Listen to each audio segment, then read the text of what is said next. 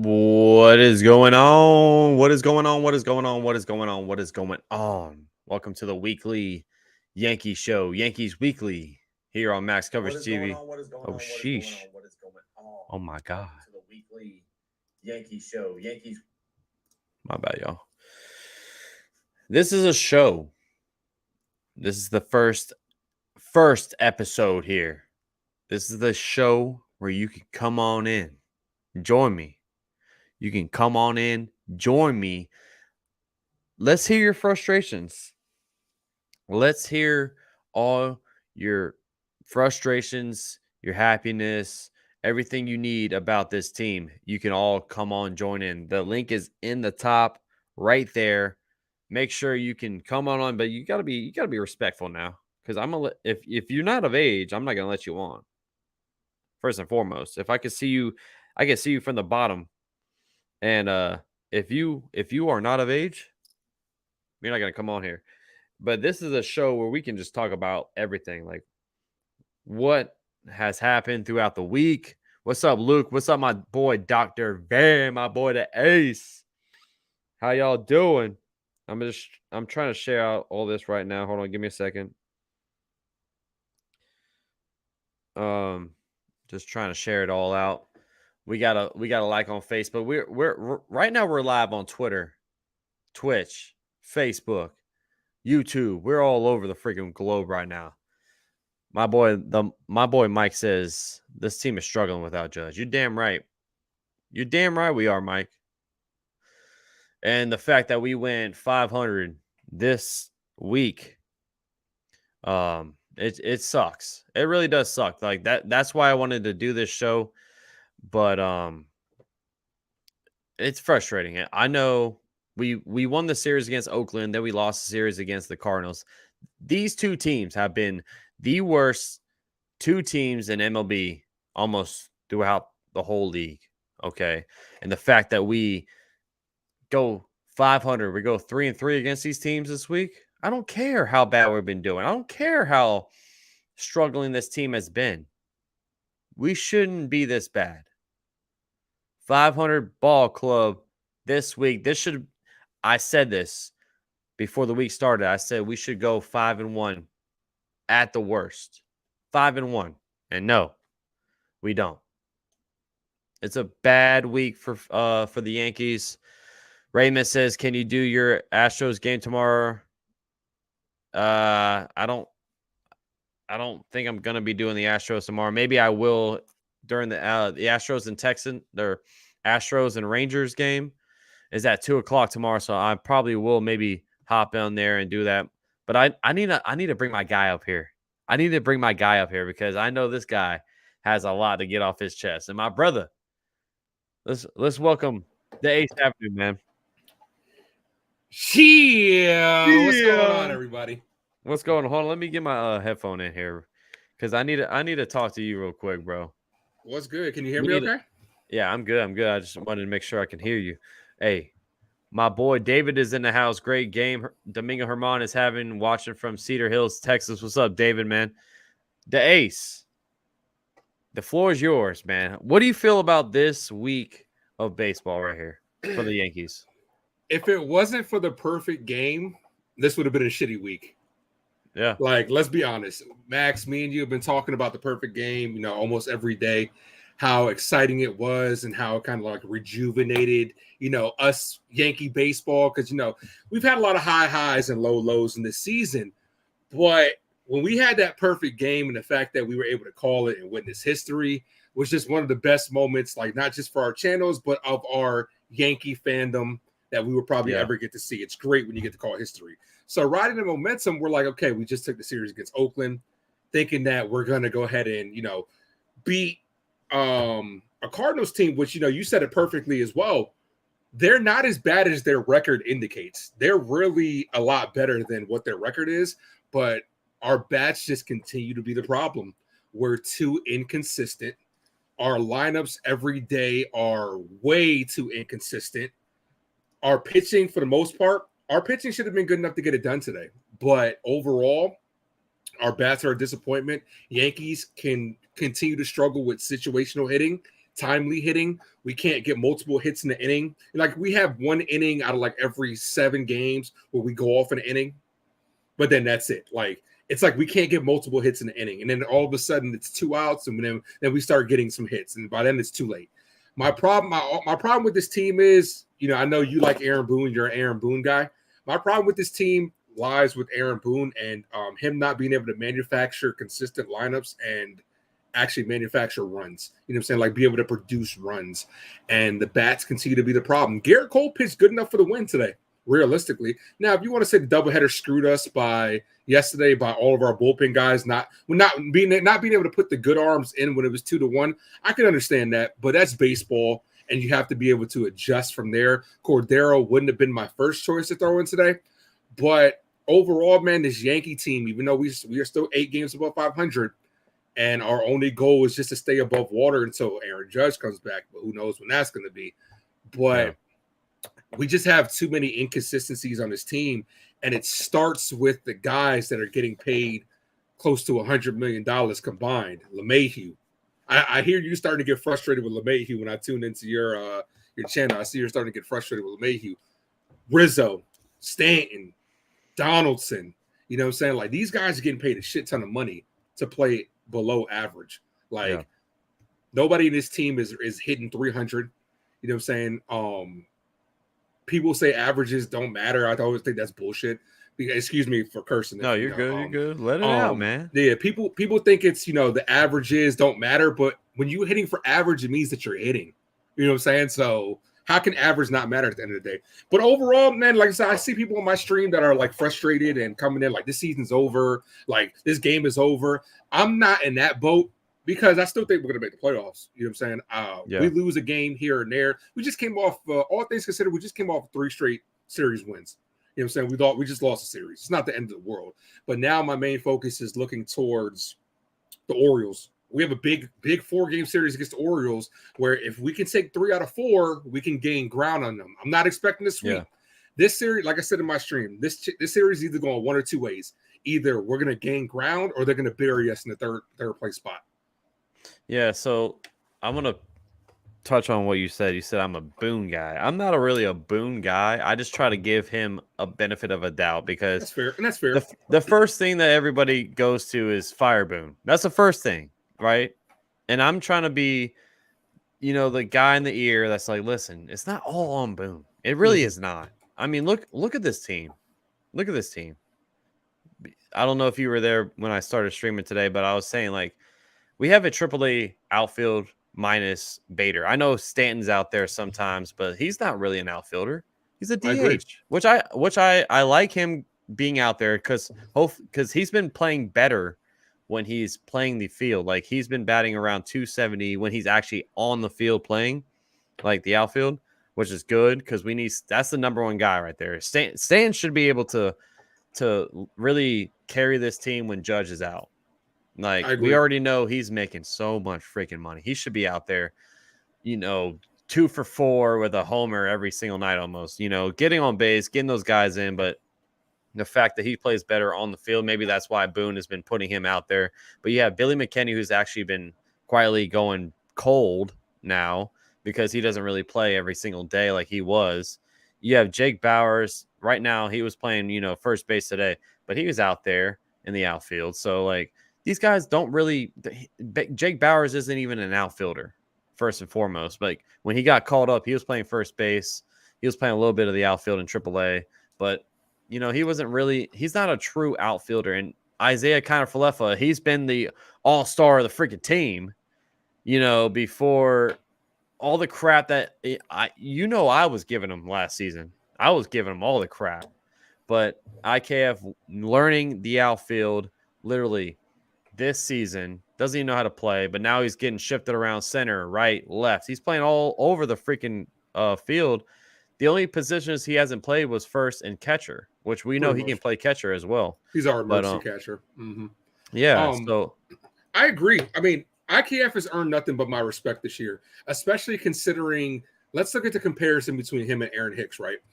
Aaron Hicks was the exact 180 of IKF because, remember, he wasn't the team guy. Aaron Hicks originally was like I'm not getting playing time. I'm not doing this. IKF has came out and said, look, Boone, wherever you need me to be, I'll do it. You know what I'm saying? So that right there, I can tip my hat to a guy that's putting the team first, because we know damn well IKF wants to play the infield first. That's where his position is, third base or shortstop.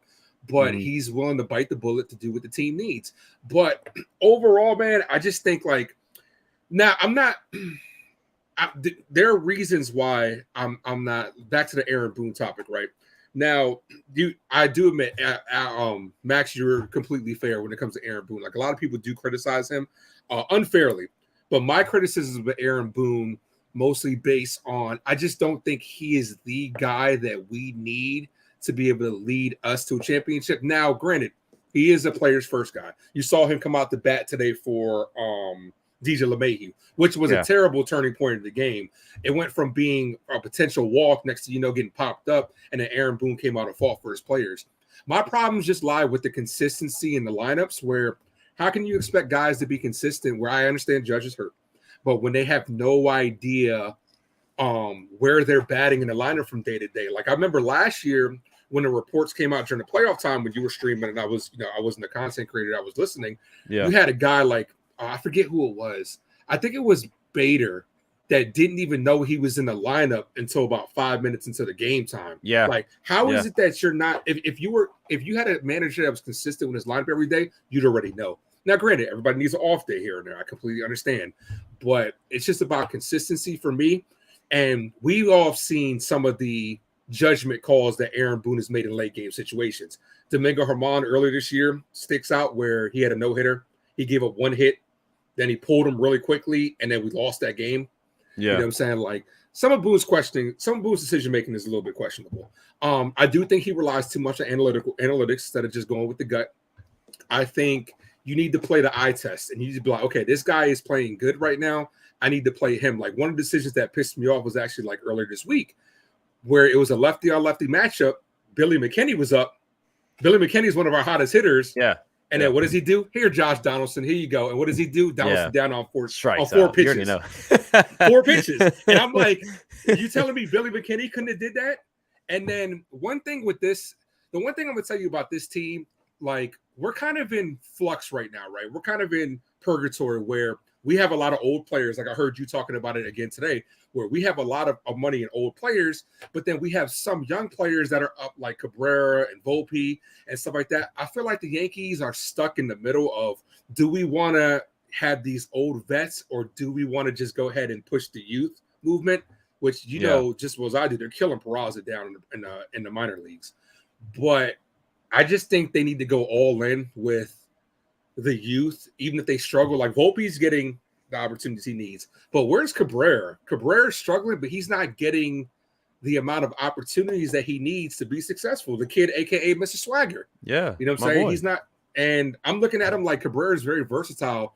I'd rather have Cabrera playing than Donaldson. You know what I'm saying? I'd rather have Cabrera playing than IKF's come around, but earlier in the year when his bat was struggling, I'm like, why are you not giving these at bats to Cabrera? You're giving them to IKF. Yeah, but that's just some of the decisions I have about Aaron Boone personally. Just me. Well, the thing about Boone is, like, he's working with what he has, and that's true. Like, if everyone's gonna be mad at Boone, you should be mad at Brian Cashman. That's my whole thing. Don't be mad at Boone. Be mad at Cashman, because what he built. This is Brian Cashman's team. You know, well, Hal Steinbrenner, he owns the team, but Brian Cashman puts the team on the field basically. And look at what we have. We have old guys that are past their prime with Rizzo, with Stanton. Those are the two main guys right there. I love Rizzo. I love Rizzo. Mm-hmm. You had the shirt on. You have the shirt on. I have the shirt on. Stay risen. I have our the guy. Yeah. Mm-hmm. So, like, that's what I'm saying. Like, I feel like the money has went to the wrong pieces. And then look what happened. We went into this season with no left fielder. We rolled the dice. We had no true left fielder. So guess what?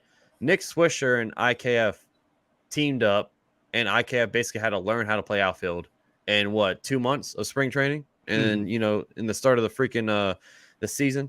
So that's why I give Boone. a little bit of benefit of the doubt because this isn't Boone's team. He didn't build this team. It's Brian Cashman. At the end of the day, if you're gonna get mad, you gotta get mad at Brian Cashman. Now Boone does do stupid shit, and I like this is a show where we will curse because we're getting all the frustrations out.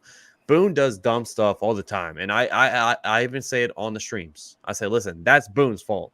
When he pulls pitchers too quick, like when Herman was dealing that one game, 8 innings, I think it was 8.1 innings. He almost was going through a whole complete game. Yeah, 8 and a third. Mm-hmm. It wasn't a perfect game, but he was throwing like a one hitter or something like that. I forgot. I don't remember exactly what game. But you and I, we both watch almost every single game there was. So that was Boone's fault. But also when they pulled Garrett Cole too soon when he was at 94 pitches, I don't care. Hey, the ace. I don't give a crap. With your ace. I don't give a crap. If he's at 94, I said throw him out there to 110 because Garrett Cole's getting paid $30 million, and you don't pay a player that much money for you not to trust him after 100 pitches. I'm sorry. I get the whole the pitch clock's there now. You don't want to burn out the guy's arm, but he's the ace. He is the guy you the big buck guy. And you throw him out there at 110 pitches, you trust him. So like that is when I say that's on Boone. Like there's a couple of games that were on Boone, but now every single time it's like, oh, fire Boone, fire Boone, fire Boone. I mean, you and I both stream the games, and you and I both hear it all the time from fans, like fire Boone all the time. I'm like, listen, this isn't Boone's fault. Okay, like this really isn't. We are 46 and 38 right now on the season. I wish we were a 10 games above 500. Like I said before the stream started, I was like, let's go. Hopefully we can get 10 games above 500. But the fact is, we have Judge out for God knows who knows when Judge is back. Nobody knows. You can't trust what the Yankees say when it comes to injuries. It's the same shit that happened with Giancarlo Stanton last year. Yeah. And then like he's supposed to miss a month and he was gone half the year. It's like, what the fuck? Exactly. And you're like, why? Like, where the hell is he? And then now, go ahead. My thing is, and I don't mean to interrupt you. The topic that of like, I wholeheartedly agree with the injuries and Brian Cashman, right? My biggest thing is the Yankees need better contingency plans for when these players get injured. Because me and you both know Stanton's going to do time on the IO. You just got Rodon. Rodon is known for getting injured. Severino's known for getting injured. Yep. Judge gets bad luck and sometimes ends up on the IO. What are the contingency plans for when these guys do get hurt? And for that, I put it wholeheartedly on Brian Cashman. Now, what did he do earlier in the year? He thought Franchi Cordero was going to be a good asset. Now he was good for us for like a week. He was, he had a strong week. Remember, dude, I titled him Cordero the Crusher on my channel. And then since then, like, where is he now? Like, and then Willie Calhoun came up. These are guys that I understand you don't expect to ride the ship, but you need better contingency plans for when these guys do get hurt, because Stanton's always going to get hurt. That's his part of his MO. Rodon, you just signed the injured player. So you knew at some point he was going to get hurt. Same thing with Severino. But what are the plans? This roster is poorly constructed. My main problem with Brian Cashman, which I agree, I don't think Brian Cashman deserved a 4-year extension. Yeah. But, you know what I'm saying, we'll see how that plays out. But no contingency plans for when players get hurt. And our biggest need going forward, man, we need better catchers. Yeah, because those catcher spots are a black hole offensively. I love Trevino. I absolutely do. As somebody who played catcher, I love what he does for the pitching staff. I love what he does in certain clutch moments, but he's too inconsistent. Both our catchers are batting like 200, and that's such a black hole on his team. Now, let me ask you this, because you and I both pay attention to the whole team. Like, I'm talking about AA, AAA, all that. Ben Rortvedt, is down there. He's hurt again. By the way, I don't know if you knew this, but he's hurt again. This dude is always hurt. But what about Austin Wells? When do you think Austin Wells will be up? I think next year. I think next year, September call-ups at the latest, because if it wasn't from what we're hearing, it's not a performance thing why he's not in AAA. It's a congestion thing. So maybe now that Ben Rortvedt's hurt, maybe he gets moved up. But realistically, But I know you're hearing the same thing I'm hearing. They don't want Austin Wells to be the full-time catcher. You know what I'm saying? They want him to do some first base and stuff like that. So maybe we see him at some point next year. I'm hoping that the timetable for all of these kids, I hope if Dominguez was killing it like we were hoping he was going to kill it, he's kind of struggling in AAA right now. He's struggling badly right now. I could have seen him up here in September call-ups. You know what I'm saying? Possibly for the first appearance, September call-ups. But now it's looking like his timetable might be next year. At the end of next year, I fully expect to see at not this year, the end of next year, September call-ups, I fully expect to see Austin Wells and Spencer Jones at some point. Because if they're crushing it like that, why not? And then my ideal situation for the team, like I say on my channel all the time, would be Austin Wells catching. One more year of Rizzo, and then maybe you groom Chaparro to be first base. Then you have a second baseman of either Volpe or Peraza, whichever one you want to do. You know what I'm saying? Rumors are that Volpe might be getting moved to second, Peraza at short, or Peraza possibly at third. And then you could think of an outfield of Judge, Dominguez, and Jones with Stanton DH. And that's a great fucking team to me. Oh, yeah. I think Austin Wells is definitely, he'll be back. He'll be up. And now, if he stays healthy, that is, he'll be up next season. I'm with you with the catcher spot, man, because actually, it's weird because last season, Jose Trevino, he was an all-star. And you know me, I was the all-star catcher, Jose Trevino. But now this year, he just can't do nothing at the plate, man. Offensively, but defensively, he's killing it, though. You're right. Defensively, he's a platinum glove winner for a reason. He's a great defensive catcher. That's why he's not going nowhere. And it's kind of in a weird spot with the Yankees because what do you do? Because Higashioka is playing way better offensively, but Trevino's playing way better defensively. So like they're in a standstill. So what do you do? And with Austin Wells, he's one of our top prospects coming up. And I don't know. I feel like the Yankees are in a tough spot because they're gonna have to let one of those two go. I think it's gonna be Higashioka. If you look at their age, Higashioka's older. Yep. And he's been in our system. He's actually our longest tenured Yankee. You know what I'm saying? Like throughout the entire organization. Yeah. I just think like Higashioka needs to go at some point next year, and then Austin Wells needs to be on the fast track to come up here, like for real. And that needs to be solved quickly, along with I don't know. Let me ask you something. Do you think we'll make any big trades at the deadline? I think we make one. Now big. I don't know if it's going to be a huge splash, but you already know the Cleveland Guardians. They're trying to move Shane Bieber, which honestly I don't think we need a starting pitcher. Sometimes I do because Severino has been. He might be on the way out. I don't think we're going to bring him back. Listen, it's tough with Severino because you got to think about the Yankees right now. Like if you're in the front office, right? I'm putting you in the front office. You're the GM, Days. I'm putting you in the GM spot. Severino is on a 1-year contract, right?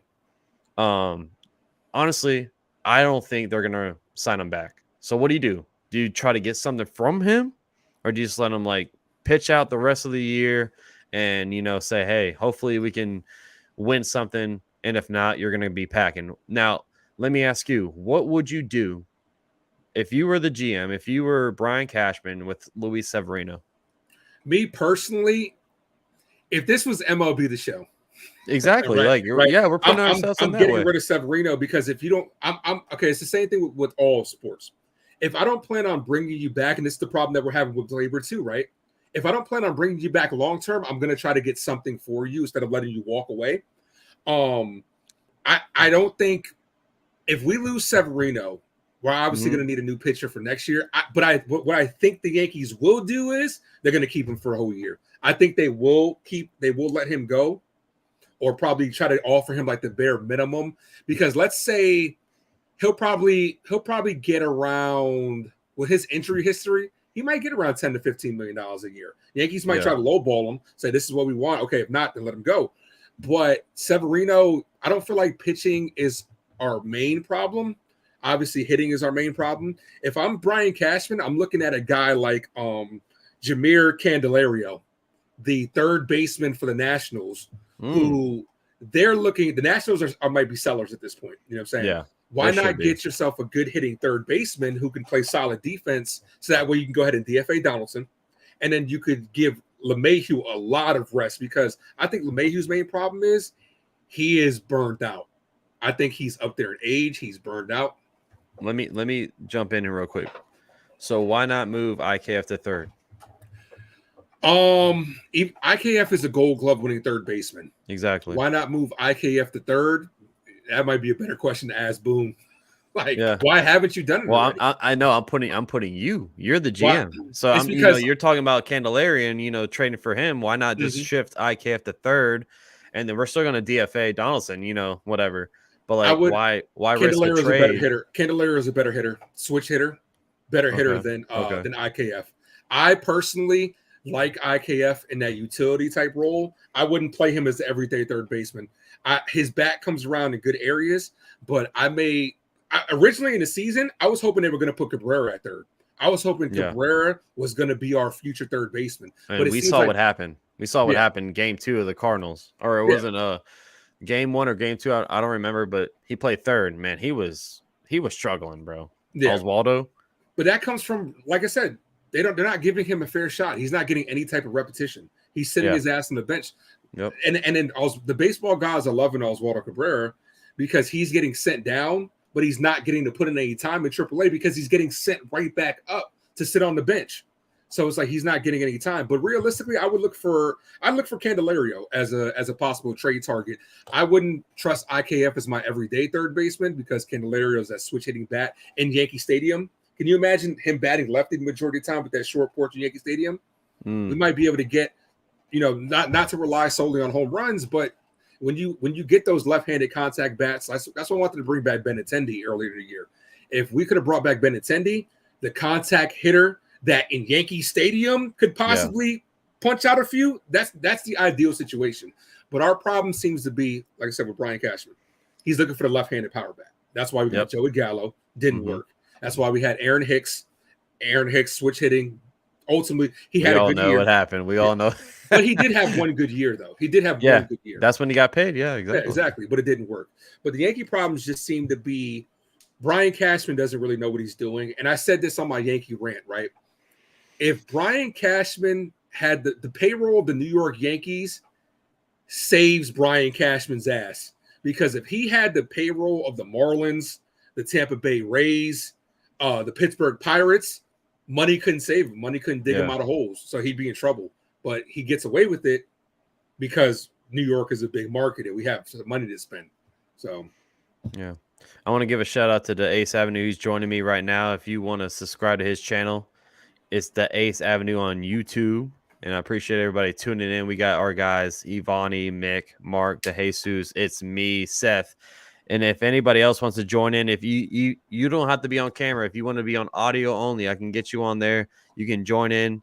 You have to be 18 and up to join in. And it's something I want to start maybe, putting my fingers in a little bit, a little recap show here and there, maybe a weekly recap week of the Yankees. And right now, the Ace and I are just talking about, the kind of what's going on with Yankee world, giving our inputs on it. So I would love to hear your inputs as well.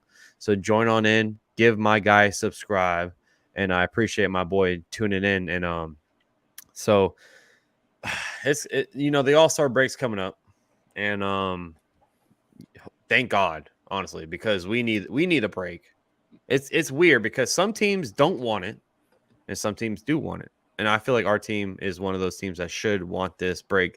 Give our guys a rest. Like injuries have been derailing this team all season long, and we have been staying afloat. Now, I know we lost this series against the Cardinals. We lost. We're 8 games above 500, which is good. Like if we were in the AL Central, we'd be well ahead of first place. We'll be taking off with the division. Yep. But how bad how good our division is, everybody sees the Yankees tunnel vision, right? Mm-hmm. That's the thing about days. This what makes me mad about when I stream and when people come in and say the season's over. The season sucks. We suck. We're trash. We're garbage.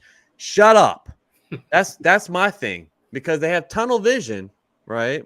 Mm-hmm. And they see we're third place in the AL East, right? Almost fourth, because the Rays are right, the Blue Jays are right behind us.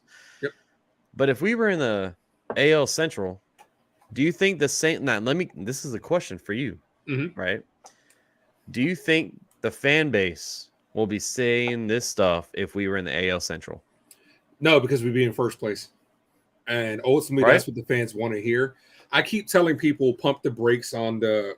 I don't understand why Yankee fans, and this is just people in our chat, because obviously, me and you both have our ears to the Yankee community and other Yankee channels and Yeah. other Yankee people that haven't come across our channels. You know what I'm saying? Like, I don't understand why it's either division or bust for Yankee fans. Why they're like, yo, I've heard people out of people's mouths, bro. They're like, it doesn't matter what we do in the playoffs if we don't win the division. It's not the division doesn't win you a championship. You No. can go to the playoffs and make a run and win. And I tell people this. So if you're telling me we win a World Series, but we don't win the division, are you thinking that's a failed year?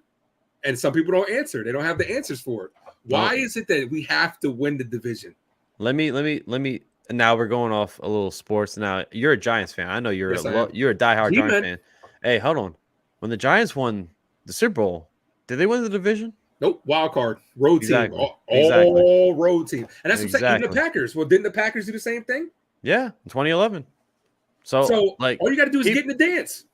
this basically you have a shot. You have a shot when you get in there, and then it's like who has the hot bat. You know what I'm saying? Who has the hot team rolling? Like you're saying. Go ahead. My bad. Let me tell you this though: if we make the playoffs, which I do think I'm not gonna say if we make well, I'm not gonna guarantee anything. Yankees have a good chance of making the playoffs. Let's put it like that. That should be our goal to get into the dance.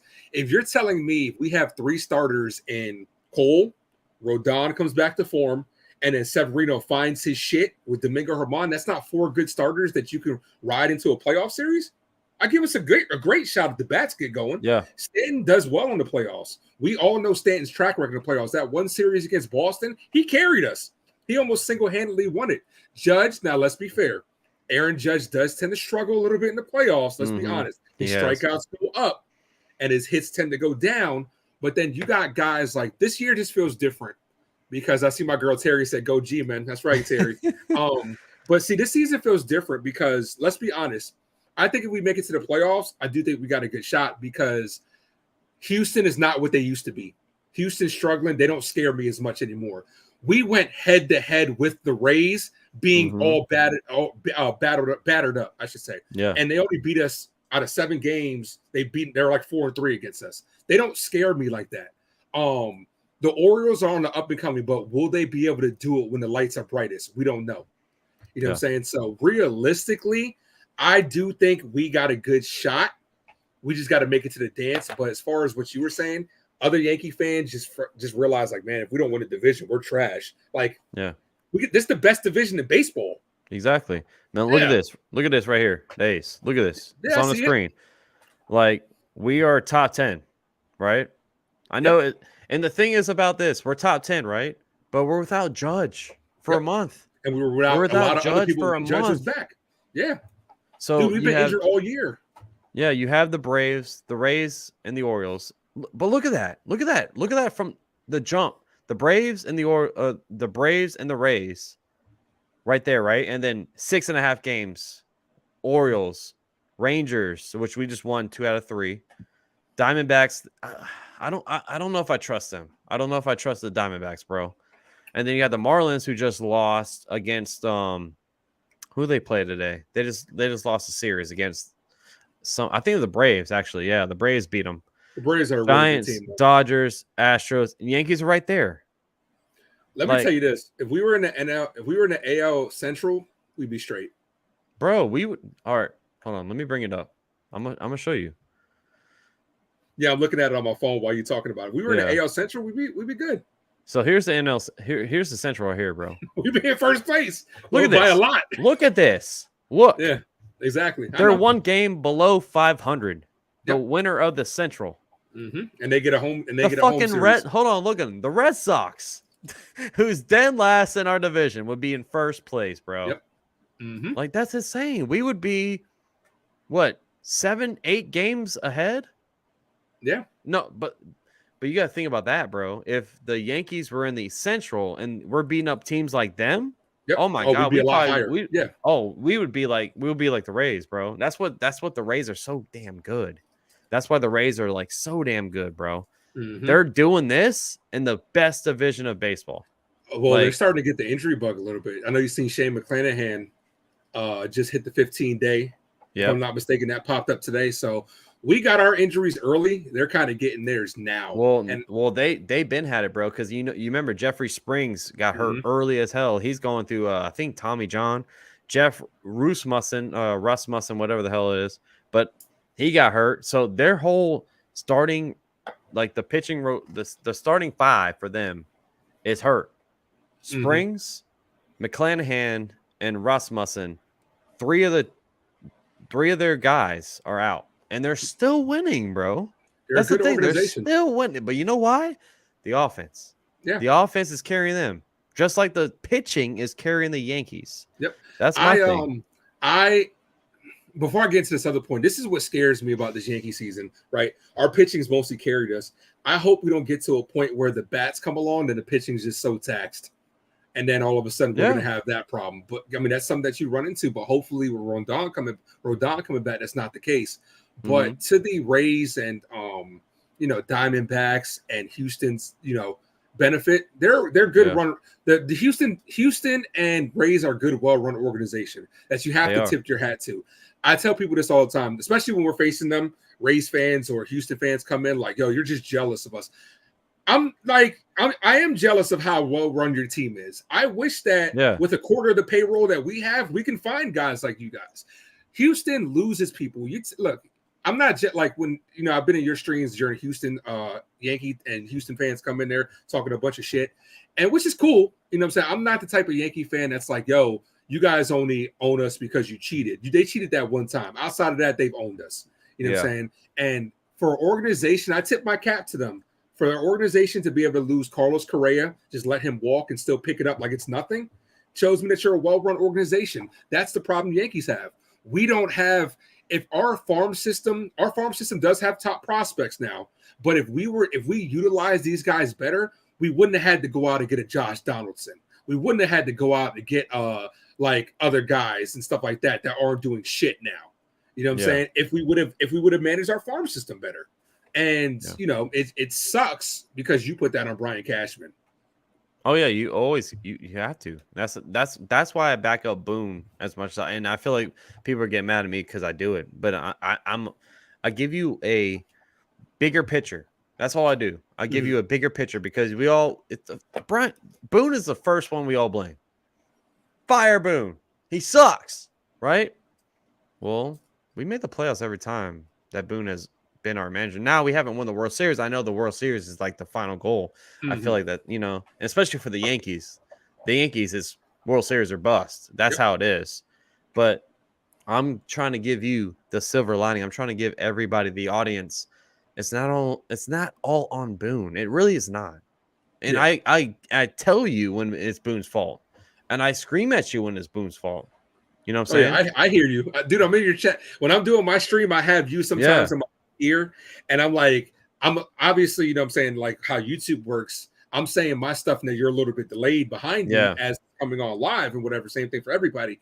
So I'm like, there are a lot of some similar points we make. And I'm like, oh man, I want to when this happens, I'm like, let me go over to Max's channel. I want to see how Max is going to react. And that's why I want to start doing these, like, join in shows. Like, you don't have to show your face. So everybody in the chat right now, the link is up, pinned to the top. If you want to join in audio only, it's like a little call-in show. Call in, please, because I want to get your voice as well. Because sometimes people just get lost with the media. They're like, oh, they're all blaming Boone, so I'm going to blame Boone too. No, it's not just on Boone. Instead of forming their own opinions. And let's be honest, a lot of people are doing that. They're not even watching the game.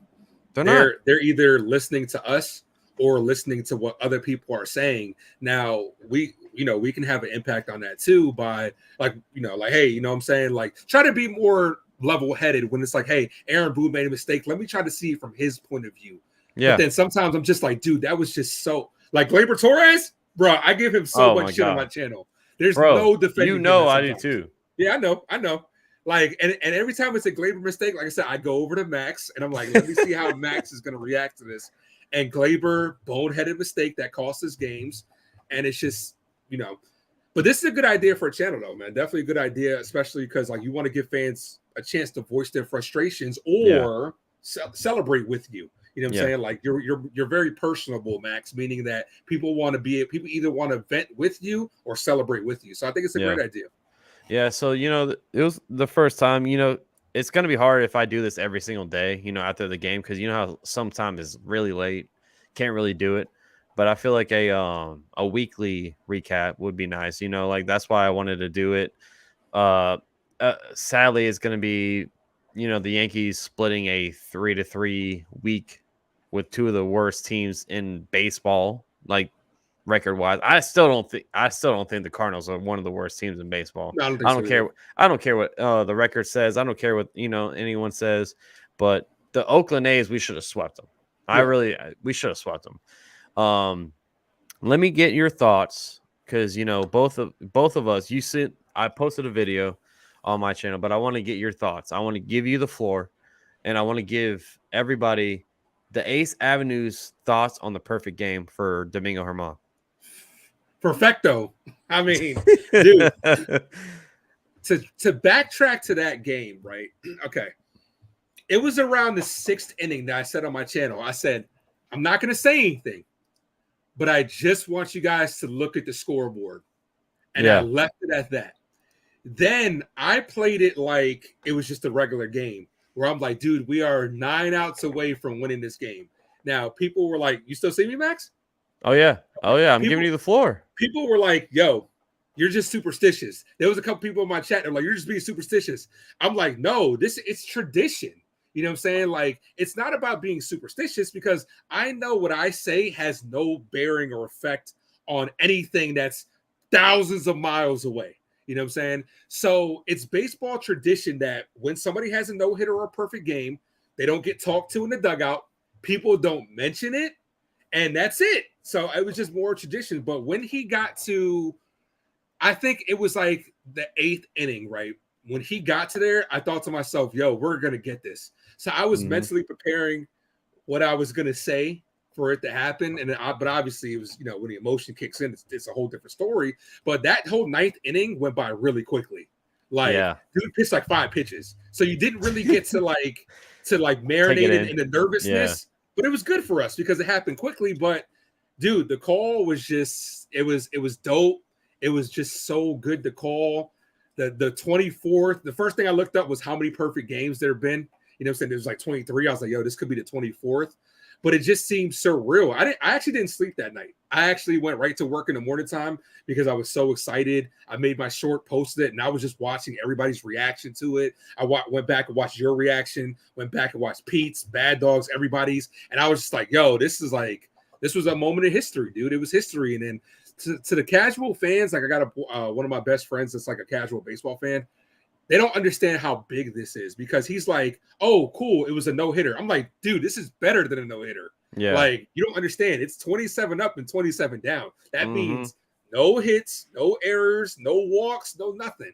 But it was just such a great moment in Yankee history that despite everybody trying to downplay Domingo Germán's past, you know what I'm saying, the things that he did in the past, which I know you guys are, aware of with his domestic abuse. People try to, and that's the thing that kills me.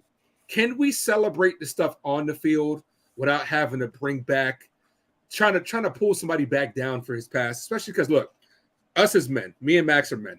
We don't condone in domestic violence at all. You know what I'm saying? Hell no. So what he did was inexcusable. He publicly apologized to the team. He publicly apologized to his girlfriend at the time, who they're currently married and have several kids. So obviously she forgave him. Yeah. Can we not just celebrate somebody bettering themselves instead of trying to bring them back down, which is what a lot of people were trying to do.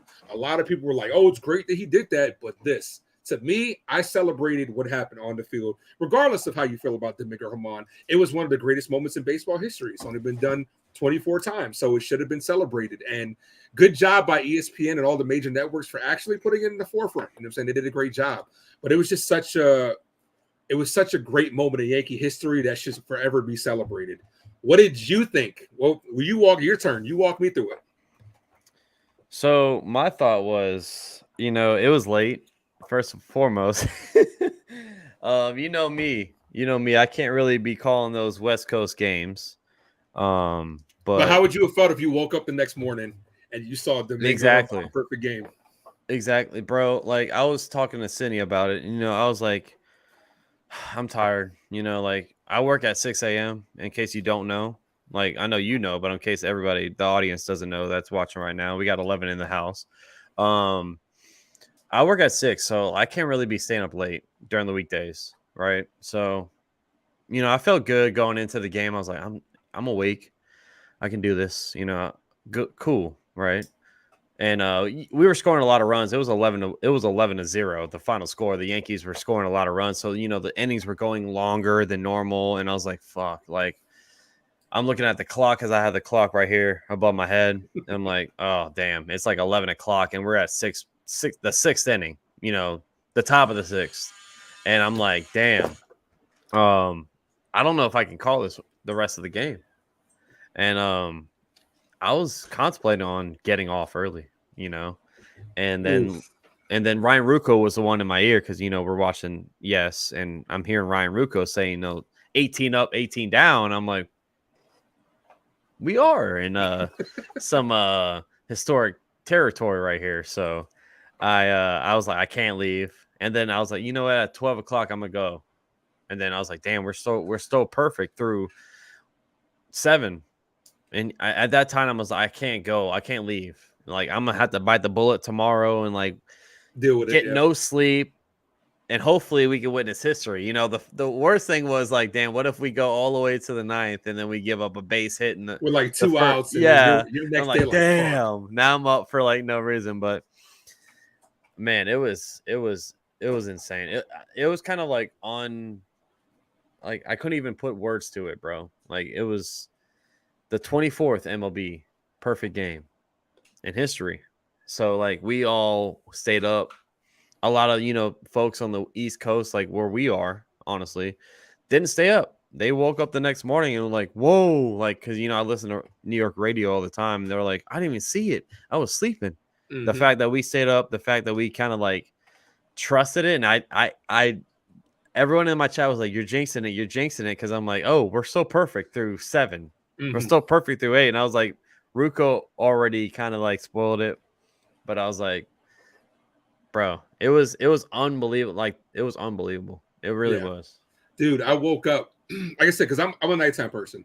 Yeah. So I usually sleep during the day and get up early. Sometimes the 1 o'clock games are harder for me than the late night games. So I love that Dodger series. You know what I'm saying? The 10-10 games. I was loving Yeah. that because that's right. So I got up at I had my stream set for 9:40 because that's when the game started, for 9:30, I should say. Yeah. I was hitting my alarm, got up at 9:20. I was laying in bed looking at the clock on my phone, 9:25, and I almost didn't do it. I was like, I'm Yeah. about to type, yo, I am too burned out. I've been working all week, streaming all week. I almost didn't do it, especially because it's Yankees versus A's in the West Coast. The market's not going to be good. You know what I'm Mm-hmm. saying? The majority of people on Yeah. the East Coast are going to be sleeping, and the A's aren't a big market team. They barely had anybody in that stadium for that game. So it's like, we probably had more people in our collective streams than it was at the entire ball club. So then all of a sudden, I'm like, bro, I'm so glad, because I already screwed myself one time in Yankee history, but I actually should have been at Jeter's 3,000 hit game. I gave Damn, up for those real. tickets. I had those tickets in my hand and I gave them up.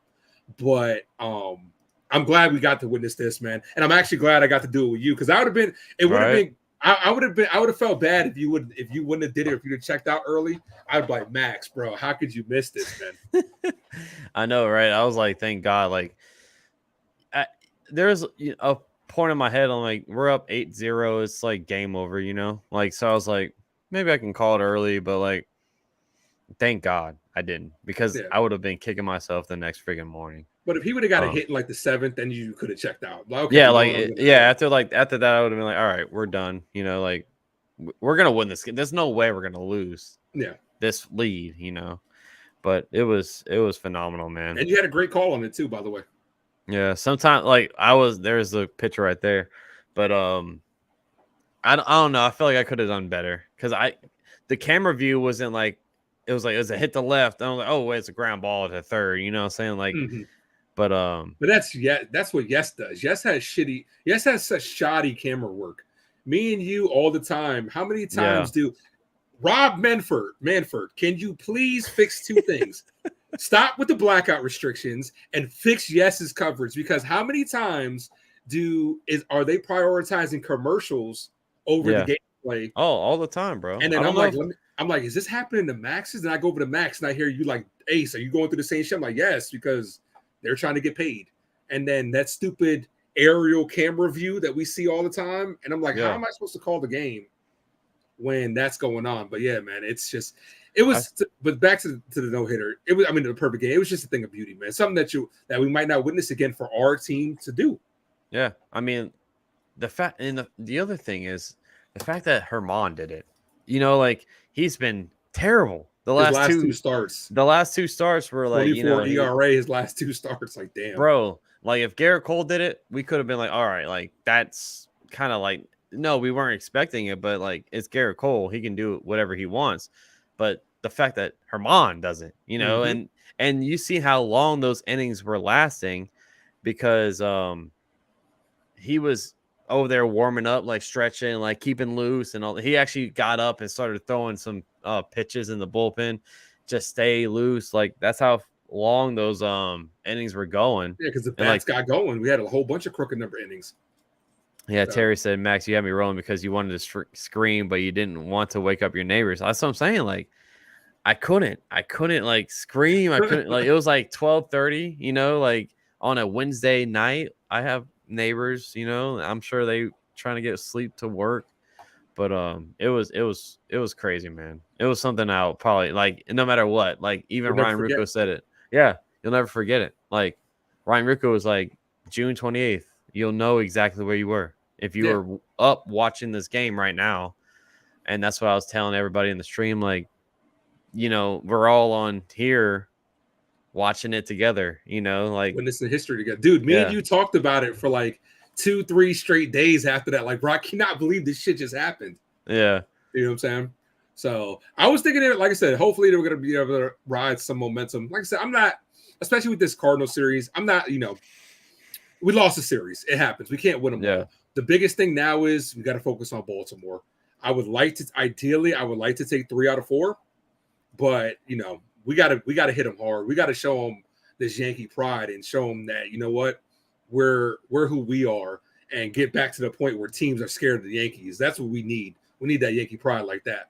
Because Baltimore's they hang in their nuts now. They think that, they're on our level. We need to smack them back into place.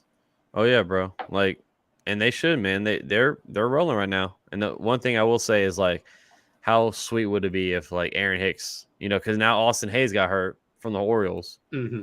So he's a left fielder for the Orioles. Now he's done. Well, not done. I don't know how bad the injury is, but I'm assuming that he probably won't be 100% coming into this series. Now you have Aaron Hicks, on the verge of probably playing every single game. Oh, he's getting the bluebirds.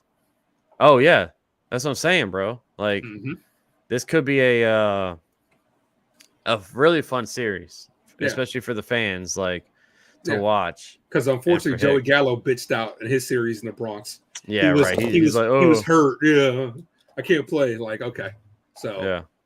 But let me ask you something. What do you think is going to happen with Josh Donaldson ultimately? You think he's going to finish out the year? Or you think he's going to be DFA soon?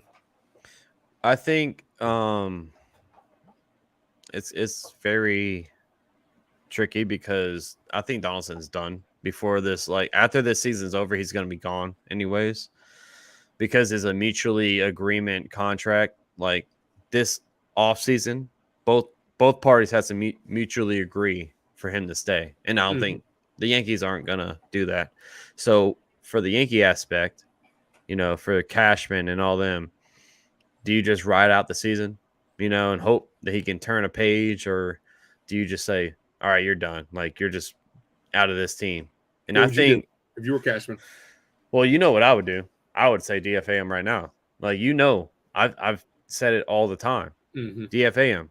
Put freaking IKF on third. I don't care. Bring up Peraza. Like, what are you doing?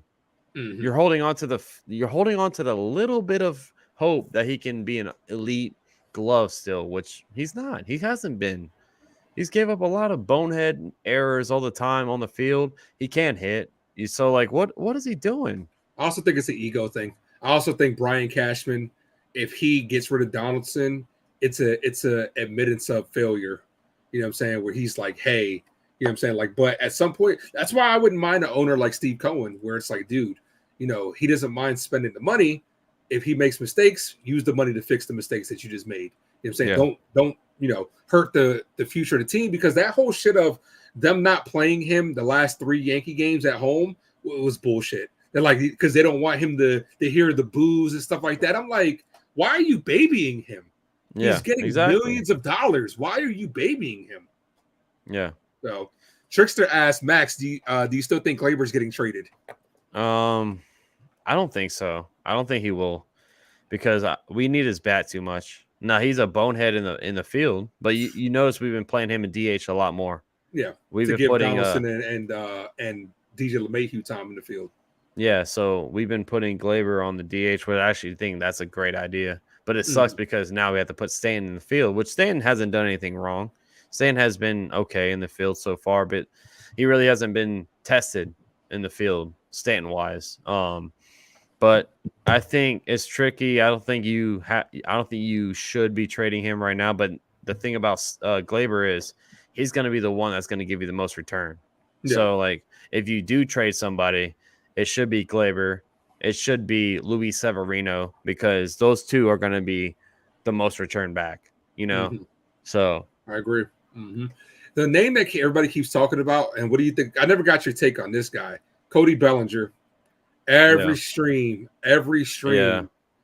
Do you think the Yankees should trade for Cody Bellinger? Do you think the Yankees trade for Cody Bellinger? Me personally, I don't think they will. I don't think they will either.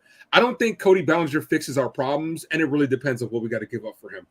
Like I tell people, I don't think it's likely, because this isn't a good. Don't expect a lot of things to happen this trade deadline. This isn't a hot trade deadline that everyone that has been in years past, and then everybody's like, well, "What about Soto?"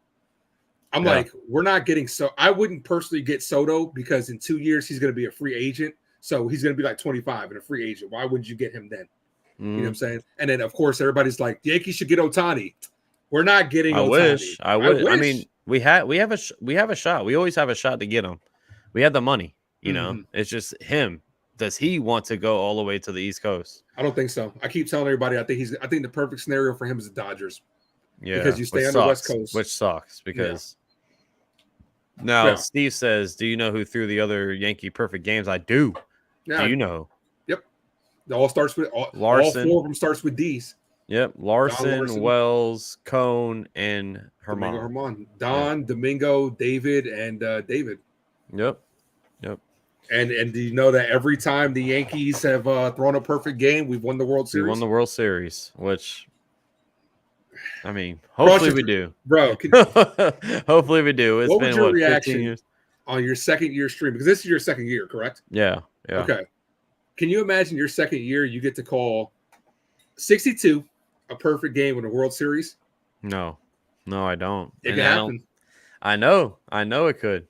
And who knows what else has this season in store, bro? Maybe we have another crazy a night of baseball, you know, or day of baseball, but your first year, you did a perfect game, bro. It's just like I said, I'm jealous of you for doing 62 though, because I'm like, man, if I would have started this shit a year earlier, like 62. It was kind of like a little bit of a hard pressure on me, because I'm I'm thinking like what I would say, you know, like I don't know, because when things happen in live, I kind of like black out, so I'm like what do I, sometimes I might mess up like I did today. Like I was like, Stanton was, the hard hit ball to left field that was down the line. I was like, and it's gone. And I was like, it's foul. Damn. Yeah. So like that was tricky. That one was tricky because it hit in the camera real angle. Well. Yeah. But it hit in the camera real well where the cameraman is at, and the cameraman was getting the ball. So I'm thinking it was a home run. Yeah. And then it was foul ball that just rolled into the camera. I was people have to understand, like, from us, we're going off the camera angles that they give us. But Absolutely. Like if you're at the field, if you're like actually calling the game like Michael Kay and like all them, you're up there in the booth. You could see from a like aerial point of view. You know what I'm saying? So like Mhm. when people are like, "Oh, come on, man, you kind of give me blue balls," I'm like, dude, like I'm going off of what I see. Like sometimes the camera angle makes it look like it's gonna be gone, and then it's not. You know, so it's And like, and not to mention when live sports are getting called, they're on delay. yeah, So they're actually watching the whole entire result and they're calling it, and then it's kind of like happening while it's calling it. Because a lot of times you hear high fly ball hit deep, and then the ball is still in the air, like it's out of here, and then it's gone. yeah. And so they're on delay. But then, like, you do a great call, Max. You definitely do a great call. And then, like I said, you got to backtrack some things. You got to backtrack some things. People just got to understand it's not easy. It's not as easy as people think it is.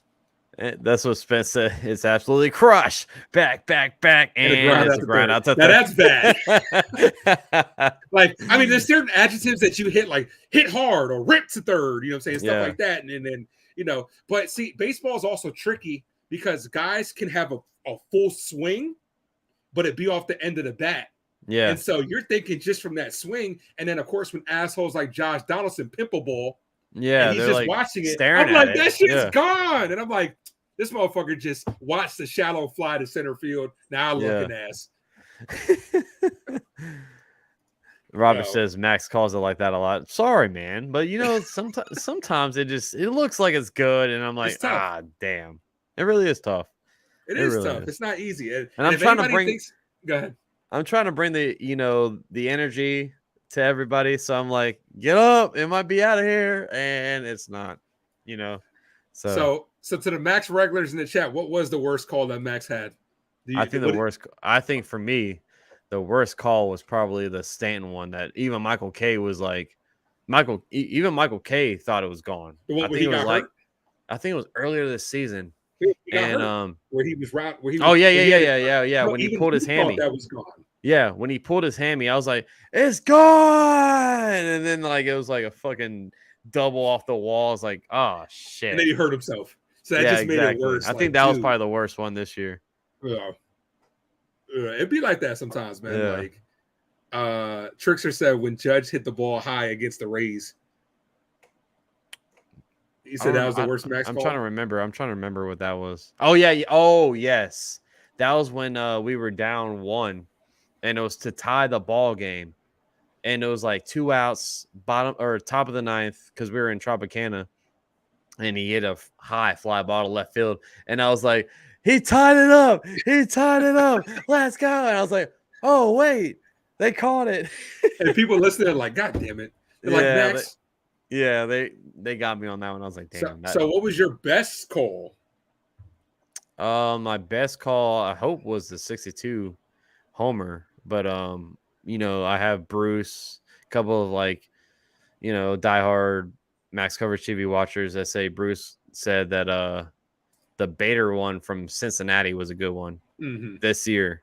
It was like bada boom, and Bader says see you later, and that was a bomb out of the left field. But I don't know.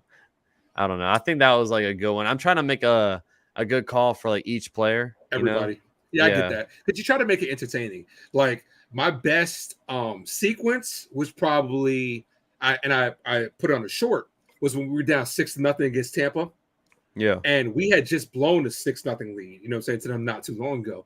And I said, like, we were down 6-0, and I clipped every single part of it. I'm like, this feels different. I'm like, dude, guys, we can crawl back into this game. We can't get it all back at once, but we have to get little by little. Then Higashioka homered. And I'm like, okay, you know what I'm saying? This feels different, guys. Like, I feel like we're going to come back.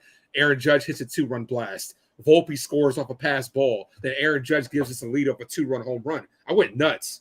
You know what I'm saying? Because I'm like, yo, it's going to be, you know what I'm saying? Like, this one felt different. But, I mean, I'm in the same boat as you. I try to do certain calls just to make things entertaining for people. Creative, yeah. Yeah, like a lot of people like my no thank you, I'm just looking call. I'm gonna get that on that's the merchandise good. shirt.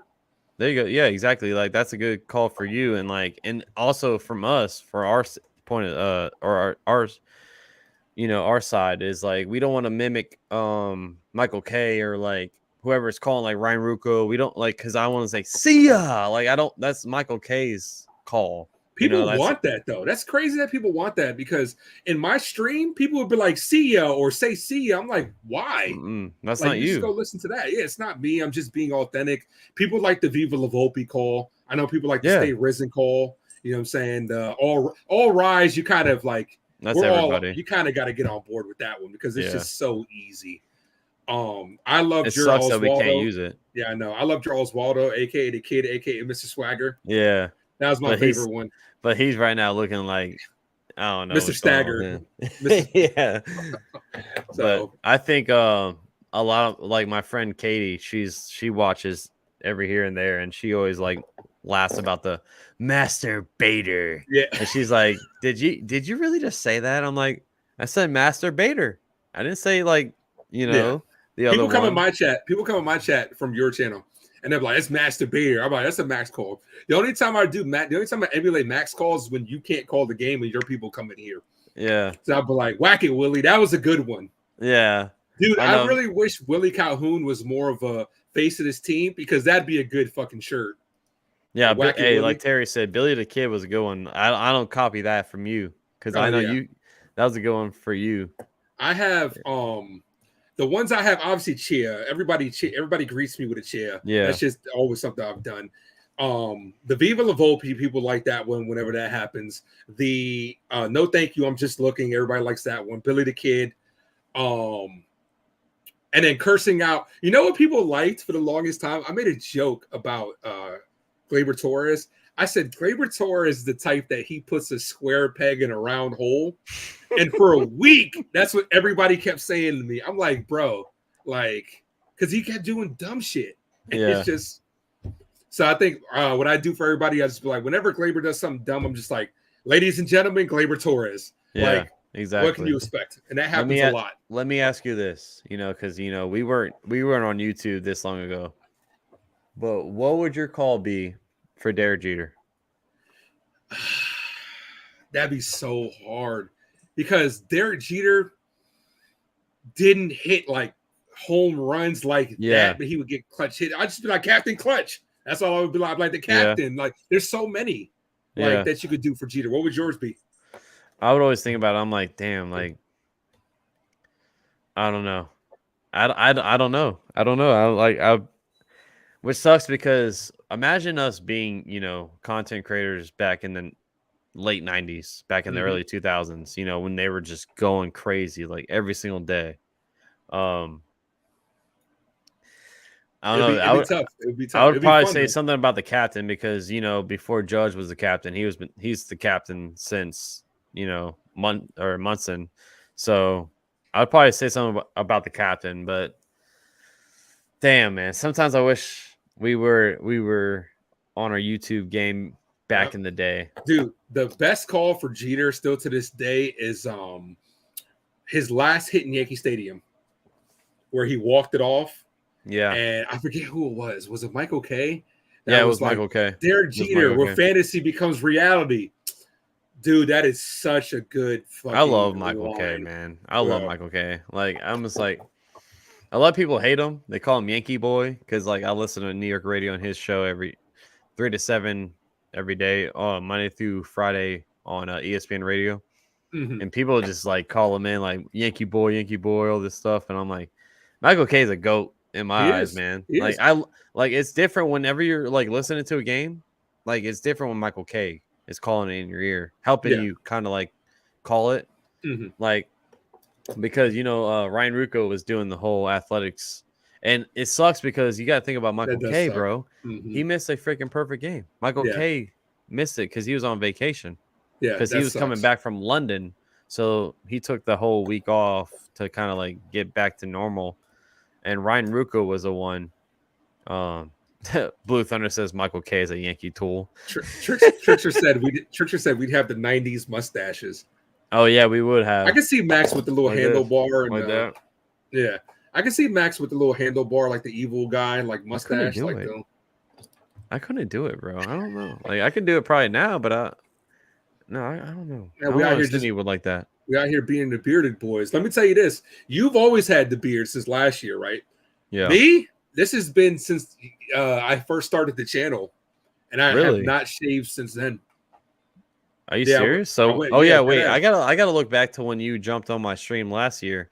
Oh no, I had the You- shortcut. I had the fade, the shadow we look. But on my very first stream, on my very first stuff in the channel in general, I had the shadow, and Yeah, then since then I've just been letting it grow out, and this is the there you longest go. I've ever had my beard. Hey, that shit looks nice though. It's I like nice appreciate and that. full. It's nice and full. Like it's so people like grow beards and like over here on the side, it's all patchy and stuff. Like if you have no, you're good. You're good. Like if you have Oh, I patchiness, use stuff for it though. I use beard clubs type stuff, which would be a great sponsor for both our channels, by the way. oh, hey, hold on, Manscaped. If you're watching, Oh yeah, come that's on what I'm now. saying. Hey, first Hey, Seat Geek, you know what I'm saying? But now yeah. Manscaped, or hey, step Hey, it that would up. be Somebody perfect step for it you up. right there. Hey, that would be really perfect for you. You're like, oh, you see this full Now, on beard? what will be perfect for me, and this is the last time they're getting free plugs. What will be perfect for me is AMC because of the movie channel I do. Oh, it would be. AMC would be perfect stuff. Like if I can get my shit for free and get to see early access would be perfect for me, and then do some sports stuff. That'd be perfect. That's the only free plugs that they get. They got to pay for it. Yeah. So, I do that. I do that even for the water, bro. Like I'll take the wrapper off the water bottle and I'm like, you like Aquafina, Zephyr Hills, you don't even get a freaking free sponsor from us, bro. yeah, You- I be seeing people in your chat. They'll be like, "Max, you look cute." I know. Cindy doesn't like that. All the people saying I'm looking cute on my stream. Someone called me a sexy daddy, and I was like, Wait till you get those. Wait till you get those followers, right? That are really diehard fans that change their actual name to like something about oh, you. they have, bro. They Oh have. yeah, They had you'll like get like someone. sexy Max fan or whatever. No, yeah, someone already did, man. And I was like, come on, bro. Like, Do you remember I what it don't know. was? It was like Max Coverage TV horror plays or something. I was like, what the hell? They're like, yeah, I changed my name for you. I'm like, come on, bro. I'm like, no. Robert Spence says, says, "Oh, go ahead, go ahead." yeah, Spence says beer game. That's right, the Because Beard my boy Boys. Spence has my boy has a burly beard. Yeah. Spence, he'll be in and out of streams and stuff like that. But you'll see his beards. Trickster said, "Max, the sexy bots are gone." That's what I'm saying. Hey, Yeah, they that's have been how you gone, know who's an OG of the Max Coverage right? TV channel. If you hear "Love Chat Baby," that's how you know you're an Yeah, OG. bro. That's you know it's nowhere near anymore. YouTube kind of threw them all away. Well, I thought you switched over to. Didn't you switch over to Stream Element? Then don't they kind of like monitor that? No, dude. Like last year, I didn't. The same thing, bro. Last year, I had the same thing. But Mhm. like I was using StreamYard was my main streaming platform, which I'm using now. Mhm. And this Which is is what I no switched over plugin. to. This is Yeah. no plugin, by the way. StreamYard, if Mhm. you want to sponsor us, you can go ahead. But OBS, I moved over there, and I think it was just this season, bro. Like they just cracked down on those bots. That's good. Yeah, Yeah. because YouTube has made a lot of updates and stuff throughout the whole year, and like like now you're close to being monetized. Yep. Like you're Oh, partially monetized. Yeah. It's like yeah. the rule is it's like they lowered the requirements, but it's like a monetization light version where I can make, so I can start doing things like they open up the store for me. I can do Yeah. super chats, memberships, but I won't get ad revenue until I hit the regular requirements, which watch hours, no problem. Those watch hours have no problem. Oh yeah, because that's the live stream, bro. Like The lives. And that's I what actually get a helps you lot of out. stuff. I get a lot. That's what I'm saying. Videos like this, man, you should do it every week. And like I said, if you need me to come in every week, I'm down. And we just recap the entire week. Live chats do it for you. Actual recap videos, like my movie stuff, does it for me. You know what I'm saying? Stuff like that. It adds Yeah. up really quickly, dude. Yeah. And speaking of him, and go over there to the Ace Avenue on his YouTube channel. Go hit that subscribe for my boy right here, man. And I appreciate him tuning in. You know, something new I wanted to do today, because one is because it's like 5 o'clock and I can do it, but a weekly recap of the Yankees and everybody's voice is heard, even though the Ace is the only one that popped up here. You all can do it too. I want to see The Terry link, pop in here. Terry, where you at? right? It doesn't. You don't have to be on camera. Like Yeah. if you click on that link, it's just I can put you audio only. It's like a call-in show. And then Phil, my boy Phil says, the ace. Hey Max, love this new show. Appreciate you, Phil Lee. See what he did there? Phil Lee, like Philly Eagles. Philly. Yeah, Uh-oh. there you go. Uh-oh. People have some creative names. People definitely have some They creative do. Facebook, Instagram name. I'm not Instagram, YouTube names. You got to give their hats off to them. It's Hell it's yeah. cool. I like that. But yeah, man, like I get some of these people on so that way we can, because that's how I started. Let's do one. Let's get 2 more people on here right now. Come on. Get them on. If you're in the chat right now, you know. Let me tell you, that's how I got my start. And this is why I tell people, like, look, and this is why I'm gonna get you on too, Max. I just came up with a segment for it's gonna be called Behind the Teams, where I'm gonna be talking about the NFL right before the NFL, and I'm gonna be bringing in fans like Max, and give you guys an opportunity to come on my show and talk about your NFL teams. You know what I'm saying? Yeah. And that's how I got my start. I came on Max's channel just on something like this. I went on other people's channels as well. And you know what I'm saying? YouTube community is not just for us, man. It's for you guys as well. So take this opportunity to come through and show us. So that way you guys see us. Yeah. Give us a chance to see you for a change. So that way we can put names to faces. Like, so we could just Not even that. Even like just voices to names, like Tyler, yeah, come on in, bro. Yeah, come on in. Terry says she wants to be a mystery. I can respect that. Terry, my lady. Yeah. And Tyler, bro, if you want to come on in, you don't have to be on screen. You can just be on audio. It's like a call-in show. And I want, everybody to have like something, like you can just hit like a question and dip out. You know what I'm saying? Like I want like a radio show type esque, here on the channel. And my boy the Ace, he's probably gonna be here every single week. So I mean, I'm up at night. I know sometimes like Yankee games, we finish at 7:00. We probably won't do it at like 11. You got to go to bed early, but the afternoon games, no problem. I mean, one thing everyone keeps asking: when are we gonna call a game together? We gotta plan it, bro. We gotta plan a series, not just a game. We should do the All-Star game. Oh yeah, the All-Star game. We should do the All-Star game since we're both not doing the home run derby. We should do the All-Star game. I'm probably gonna do the home run derby too. Are you gonna get the calls right? You be like, it's going back. I just feel like, oh, home run. Who's in it? Who's in the All-Star game this year? I don't know, honestly, bro. I know Francisco Rodriguez is. Tyler's in here. So Tyler's on audio. Tyler, what's up, man? How you doing? Yo, what's up, guys? How are you? Just chilling, brother. You have a question? What's going on, bro? What's on your mind right now?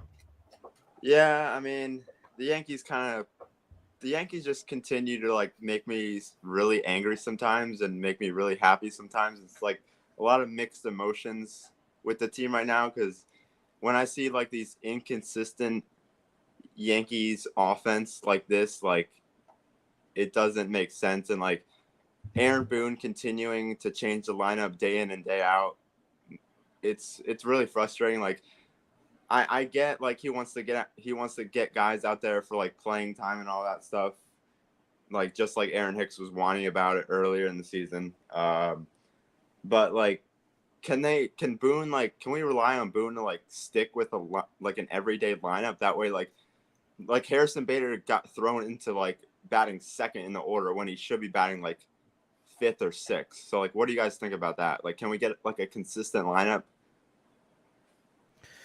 That's what I said. Go ahead. Yeah, I agree. I think consistency is key to a lineup, knowing where you're hitting every day. The inconsistencies, can kill us, like, because they don't know when they're going to hit, you know what I'm saying? And I understand certain things, you know what I'm saying? Like, you want the ideal situation is you want certain guys to be able to back up certain hitters so you can't pitch around them. But injuries also have a lot to do with how this lineup is constructed, where we haven't been completely healthy all year round.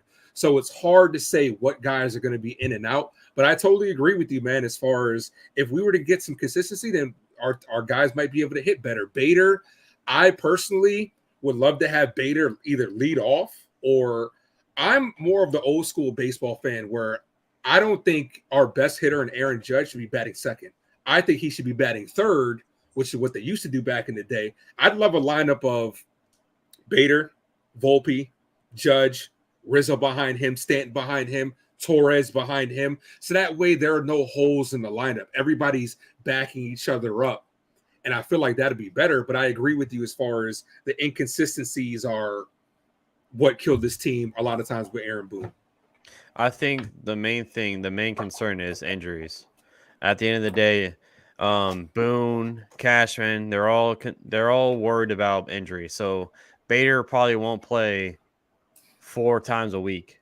Bader will probably play 3 times, and then he's out the lineup twice, which we all as fans were like, Bader's been rolling, right? And that's the analytics of this whole sport, is because Stanton, Bader, and all those guys are always hurt. DJ LeMahieu. So you don't want to over push those guys, and that forces a hand on Boone and Cashman to orchestrate a lineup every single day. And it sucks because Bader, if like this is just me throwing out, Bader could be hitting 400 on the week, right? Like just going crazy. And then he's gonna sit a day. And then that's us fans going like, what the hell? Why are we sitting Bader? Well, you know why? Because Bader's been on the IL almost the whole time he's been here in New York. That's why. And same thing with DJ, same thing with Stanton. Stanton doesn't really play 3 games in a row. If you notice, Stanton 2 games on, 1 day off. Same with Donaldson, because he's been hurt. And that's what this team does. That's why it's such an inconsistency on the lineup, night in, day out. Night in, night out. Like that's why. Because these guys want to make sure the players aren't getting hurt. Because let's put this in perspective, Tyler. You're still on the phone, by the way. If Bader goes down tomorrow, right? What's gonna happen? What's gonna happen, Tyler?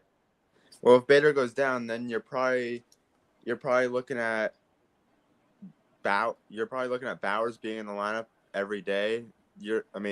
Like when Judge comes back, I don't want to like put like injuries on people and like think people are going to get like injured when people come back, because like I don't see our team being fully healthy at any point.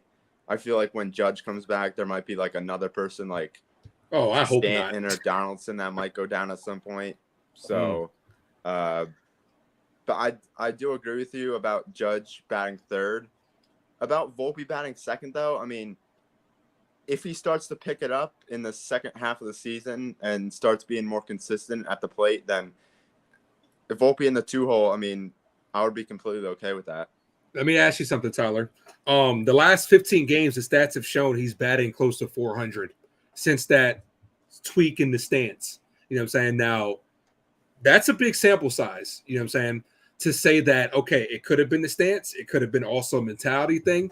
To me, Volpe at the top of the lineup is such, like you said, when he's right, it's such a weapon at the top where he can create a run by himself. We've seen that this year where he's gotten on first. Then next thing you know, he's still in second, third, and a pass ball scores him. We've seen that. So I think maybe not this year, we won't see it, but as guys like DJ LeMahieu go, you know what I'm saying? Because DJ LeMahieu age is catching up to him a lot. It's like he's falling off a cliff. Mm-hmm. Bader might not be back with this team. This team for the future might be starting to groom Anthony Volpe to be our top of the lineup type guy if he can bat consistently enough. And just imagine how much better he'd be with a fully healthy, protective Aaron Judge behind him, where you don't want to make mistakes to Volpe because then you're facing Judge with a runner on, and a 0-0 ball game might end up being 2-0 before you know it. Now, hold on, Tyler, before you answer. The whole thing with Judge batting second is because you get more at bats with your best player in the whole lineup. That's the analytics. That's the analytics part about baseball. Now, do we all agree about analytics? No. But does it make sense? Do you want Judge to have more at bats when he's healthy, of course, when he's in the lineup? Do you want him to have more at bats when batting second, or do you want him to have one less at bat batting third? That's the whole thing with Judge batting second. Volpe, he's going now. He's really starting to pick up now. I don't think you need him batting first when like he picks up the second half of that lineup. That's why I think I like him at 6. I think Volpe at 6 makes a lot more sense because it gets that like the second, the bottom of the half lineup order going with speed and the way he can make contact on the ball. Tyler, go ahead. Yeah, I guess my only problem with it is that like putting Volpe at the 2-hole, I feel like that makes us a bit too like top heavy in the lineup, and then like at the I don't want at like the bottom of the lineup. I don't want us to like start fall off like when Trevino or Higgy is down there, if IKF's down there maybe, something like that. I'm a big believer in like a double leadoff hitter, so I've been a believer of like Volpe at the 9-hole. I know you want to like get him more at bats and stuff, to develop and stuff, but I love Volpe at 9 in the lineup. Yeah, that's what they do. Would you have that traditional leadoff hitter in a 9-hole? The first time through the lineup, you're not getting that, but obviously in the second time in the lineup, you're getting the double leadoff hitter. You know what I'm saying? Which with Volpe at the bottom. Realistically, it just depends on who. We've seen so many different guys in the leadoff spot this year. We've seen Bowers, Gleyber Torres. I don't like Gleyber Torres in the leadoff spot. I don't know if you guys do, but I know sometimes it works. But I'm just like, dude, I'd rather him just serve protection for somebody else down at the bottom. Because another thing, Tyler, if me personally moving Volpe up means that you're moving the other guys down. So you're not really getting that traditional hole, you know what I'm saying? Because the guys are kind of moving down as well. But as far as what Max was asking, like, would you rather have Judge in the second hole to get him more at bats or Judge in the third hole, but a chance of him getting one less at bat? Me personally, I prefer him at the third hole because, like, think of how the Yankees were back in the day where we had a leadoff hitter, then Jeter, and then the big bats came up. I personally think quality at bats for Judge beats out quantity, in my opinion, because if you get him 2 runners on, let's say you got DJ LeMahieu. This was a scenario I ran on my channel when I came up with my ultimate starting lineup. I had LeMahieu and Volpe ahead of Judge, right? Let's say they get on base. You now have 2 on, no outs. You have a lot of pressure with Aaron Judge coming up that he can break this game open rather than Judge in the 2-hole. Let's say LeMahieu doesn't get on. Judge hits a solo home run. Me personally, I would rather take quality at bats rather than quantity at bats. Yeah, I mean, batting Judge in the 3-hole, you probably have a much better chance. Like if you have Bader and Volpe as 1 and 2, and then you have Judge up, you have a better chance of Judge hitting a homer with someone on base rather than just him hitting a solo homer that might not mean as much. But for Gleyber Torres, I kind of like him batting 5th or 6th.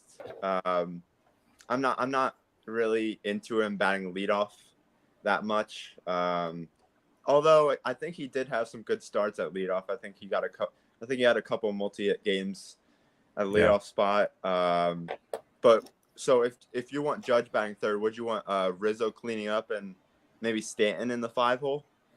I would, because I always want that lefty in between the 2 righties. Okay, yeah. I would agree with you on that then. Yeah, I would agree too. But the thing is, Tyler, is you put Bader, you put Volpe on the top of the order. So what's gonna be starting the bottom half off? Like you need a spark. You need a spark for the bottom half. So you need a speedy guy like Bader or Volpe batting 6th or 7th to get Higgy, Trevino, and Bowers. I don't know who else is batting at the bottom of. You need somebody down there to start the rally. You don't want to have all your nice bats at first. So that would leave the bottom of the order kind of like, oh well, you get through Volpe and whoever, Judge, Rizzo, Stanton, and then you're going to the 7th hole hitter. There's no really scare there. You want to have a guy that can get on base. Maybe IKF could be that guy. We've been talking about IKF, but you want a speedy guy to be leading off almost every single half inning. not so much a speedy guy, but you want a guy with high on base percentage. Yeah. Who can Because get a walk, who can you get want a guy that control the count, you know what I'm saying, walk, get on base.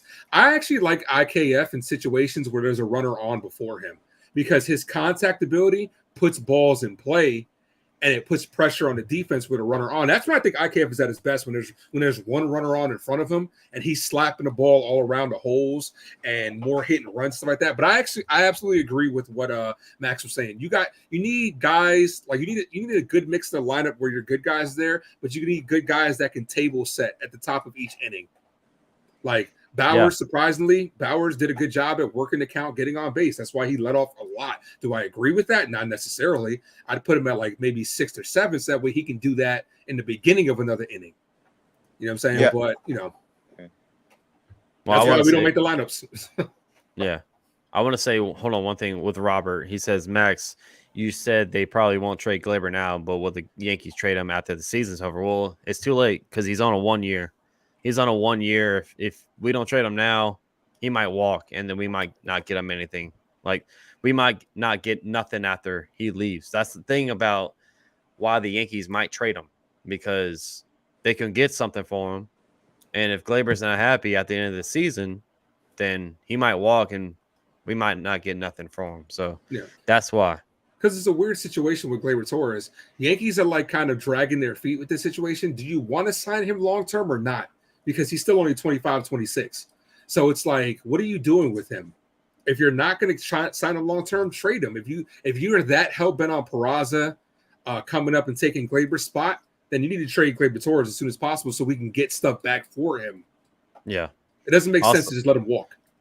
I appreciate Tyler calling in right here. We have the link up on YouTube. It's on Facebook as well. If you want to join in, you can call in. You don't have to show your face. Just call in like Tyler is right here. Shout out to Tyler, my boy, calling in. Yeah. I mean, just like you guys were saying with the bottom of the lineup, like, I mean, why is Josh Donaldson still on this team? Who the hell knows, I guess. But two guys that would fit perfectly at the bottom of this lineup are Oswald Peraza and Estevan Florial. If we would bring either of those two guys up and give them a chance. Estevan Florial is a tremendous outfielder because we always have guys playing out of position. I mean, IKF has done well in the outfield. Bowers has made a few mistakes, misplayed some balls for sure. And Billy McKinney, you can make an argument that he's been one of our most consistent and best hitters right now. So, but Estevan Florial, he also has tremendous speed. So putting someone like Florial at like maybe the 9 spot, if you want to get him on base, I mean, he's just like Volpe. I mean, he has power and he can get a run by himself. He has the ability to steal bases. So, I mean, why not try that experiment out? But who knows? Let me hold on, Days. Let me say. Now, Florial, we brought him up a couple of times. He hasn't worked out up here. Okay, he is a career batting average of 185 in the major leagues. That's not cutting it. Now you have guys like Billy McKinney and Willie Calhoun. All these guys are that's better. That's better than what Florial has shown us. I know Florial, he's been raking in AAA, but he's been up and down for like 4 years with the Yankees, and he hasn't shown anything. That's the thing about Florial, that, and a lot of people are saying he's a true outfielder. Yeah, he's a true, but he doesn't get it done. On at the end of the day, here in the majors, he's not doing it.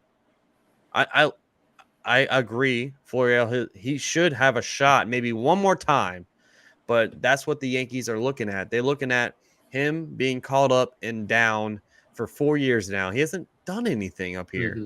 That's why Florial hasn't got a shot, and that's why guys like Calhoun and Billy McKinney have opportunities, Jake Bowers over him, because he hasn't shown nothing. Yeah. That's why Florial hasn't got a shot. Or even IKF is playing center field rather than him. But this is the thing. It has been a very, in all fairness, I'd like to play devil's advocate. It has been a small sample size for Florial. I think he's only gotten 58 at bats. They haven't been as patient with him as they've been with like Volpe and whatnot. But it should speak largely that he got passed through waivers and nobody claimed him. Nobody wanted him, so he came back on our team. Point. And then this is the thing I'm gonna ask you, Tyler. As far as Peraza and Florial coming up, right? I do wholeheartedly agree. Peraza should be up, but then you're gonna have to cut Josh. You're gonna have to get rid of Josh Donaldson to bring up Peraza. You know what I'm saying? Because that's gonna be the only spot to be able to put him. Who Estevan Florial isn't on our 40-man roster right now because he got past the waivers. He's back in the minor league system. Who are you getting rid of to bring up Florial? Probably Willie Calhoun. Well, Willie Calhoun's on the IL. He's on the IL so- right now, Okay, so so he's he's already on- off as of right now. But He's on the IL. Okay, then probably. As much as I hate to say it, probably McKinney. Mm. I don't agree. I don't agree with it because McKinney has been, one of the hottest. He's a lefty too. So you take away a left-handed hitter. I know they're both lefties. Yeah, they're both lefties. You're right. But I don't know. Why would you send down Billy McKinney? Like he really hasn't done nothing for you to like really want to like move on from him. That's the thing about the whole bring up, bring down stuff. It's like you bring him down for what? You bring Billy McKinney down for what? I know he hasn't had that. He hasn't played every single day, but still, like when he's been playing, even though lately he's been cold, but he's shown us like what he can do. He's actually carried us. Him and Jake Bowers have carried us at We'd some be screwed if it games. wasn't for them. Them two and Garrett Cole, we'd be screwed if it wasn't for them. Yeah, but I agree with you, Tyler. Like Peraza, we're not going to see Peraza until Josh Donaldson's DFA'd or off this team. And the thing about Josh Donaldson being DFA'd, you got to look at the whole GM standpoint. Like, even though I've been constantly saying DFA this man, like let me look into how Steinbrenner and let me look at Brian Cashman's standpoint and say, do you DFA this guy now and eat what, $21 million? Do you eat that? I think it'd be 26. I think it'd be 26. 21, 26. Yeah. Or do you wait till the off season and say, bye, with no money really gone?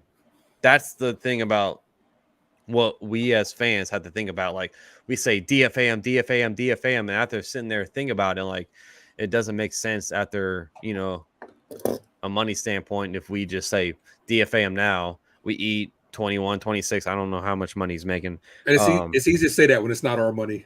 Exactly. So do you wait? Do you do it now or do you just wait till the off season when you don't have to really eat nothing? You're just let him go by, like, whatever. Me personally, I do it now because he's already on the books for that money anyway. So you're literally doing the same thing with Aaron Hicks. You're going to pay to it's addition by subtraction, in my opinion. You're going to pay just to get him off the team. Of course, you're going to DFA him and he's going to pass through waivers. If somebody claims him, they have to pay a good portion of that salary, but no one's going to.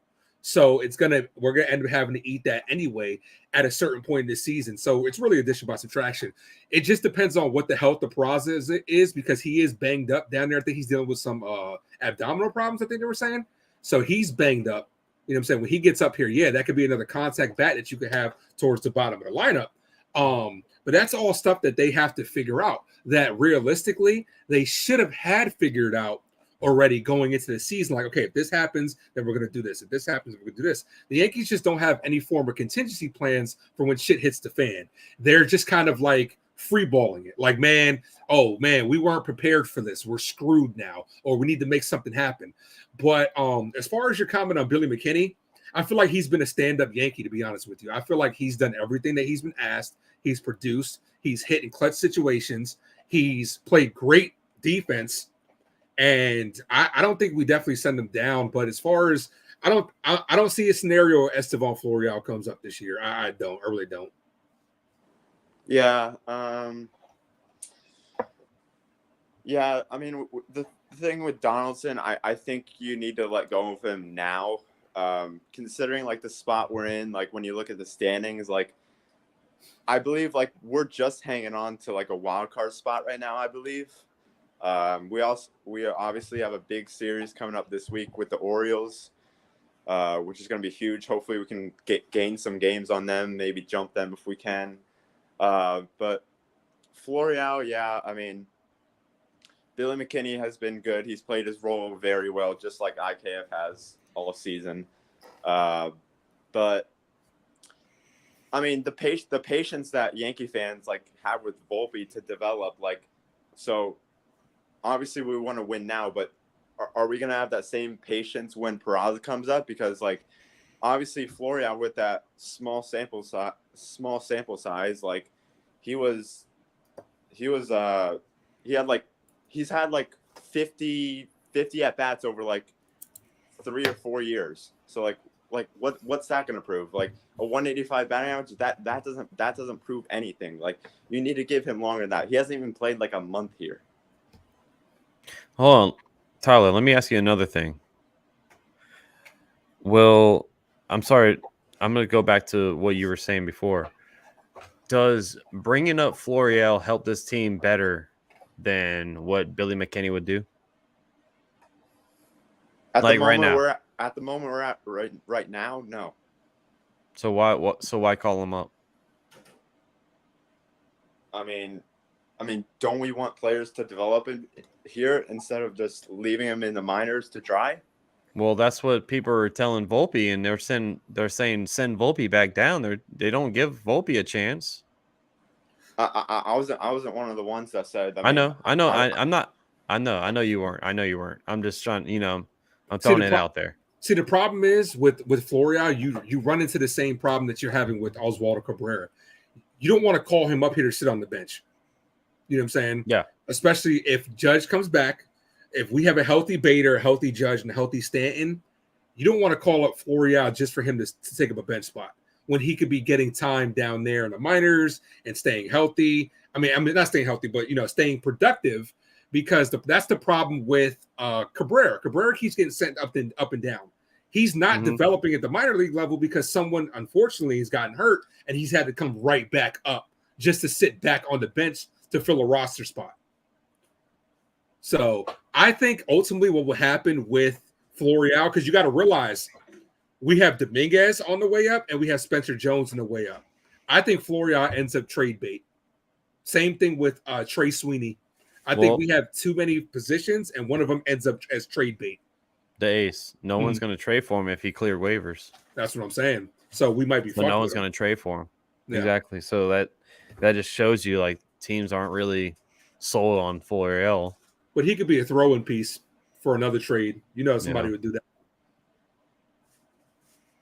All right, the last thing I have is I have a problem with like the catching situation, like Trevino and Higgy. I mean, but behind the plate, they've been decent. I'll say decent, because Trevino's made some mistakes, even though he's a platinum glove, even though I don't think he deserves it. But so are we gonna see like Austin Wells? I know Ben Rortvedt was I believe he's injured right now, if I'm not mistaken. But yes, Austin Wells, are we ever gonna see a call up from him? Not saying like this season, but like in the future. I think so. I think he's going to be up in 2024. I think he's going to be up next season. Honestly, like, just depends on where this team is going to go with Jose Trevino and with Higashioka.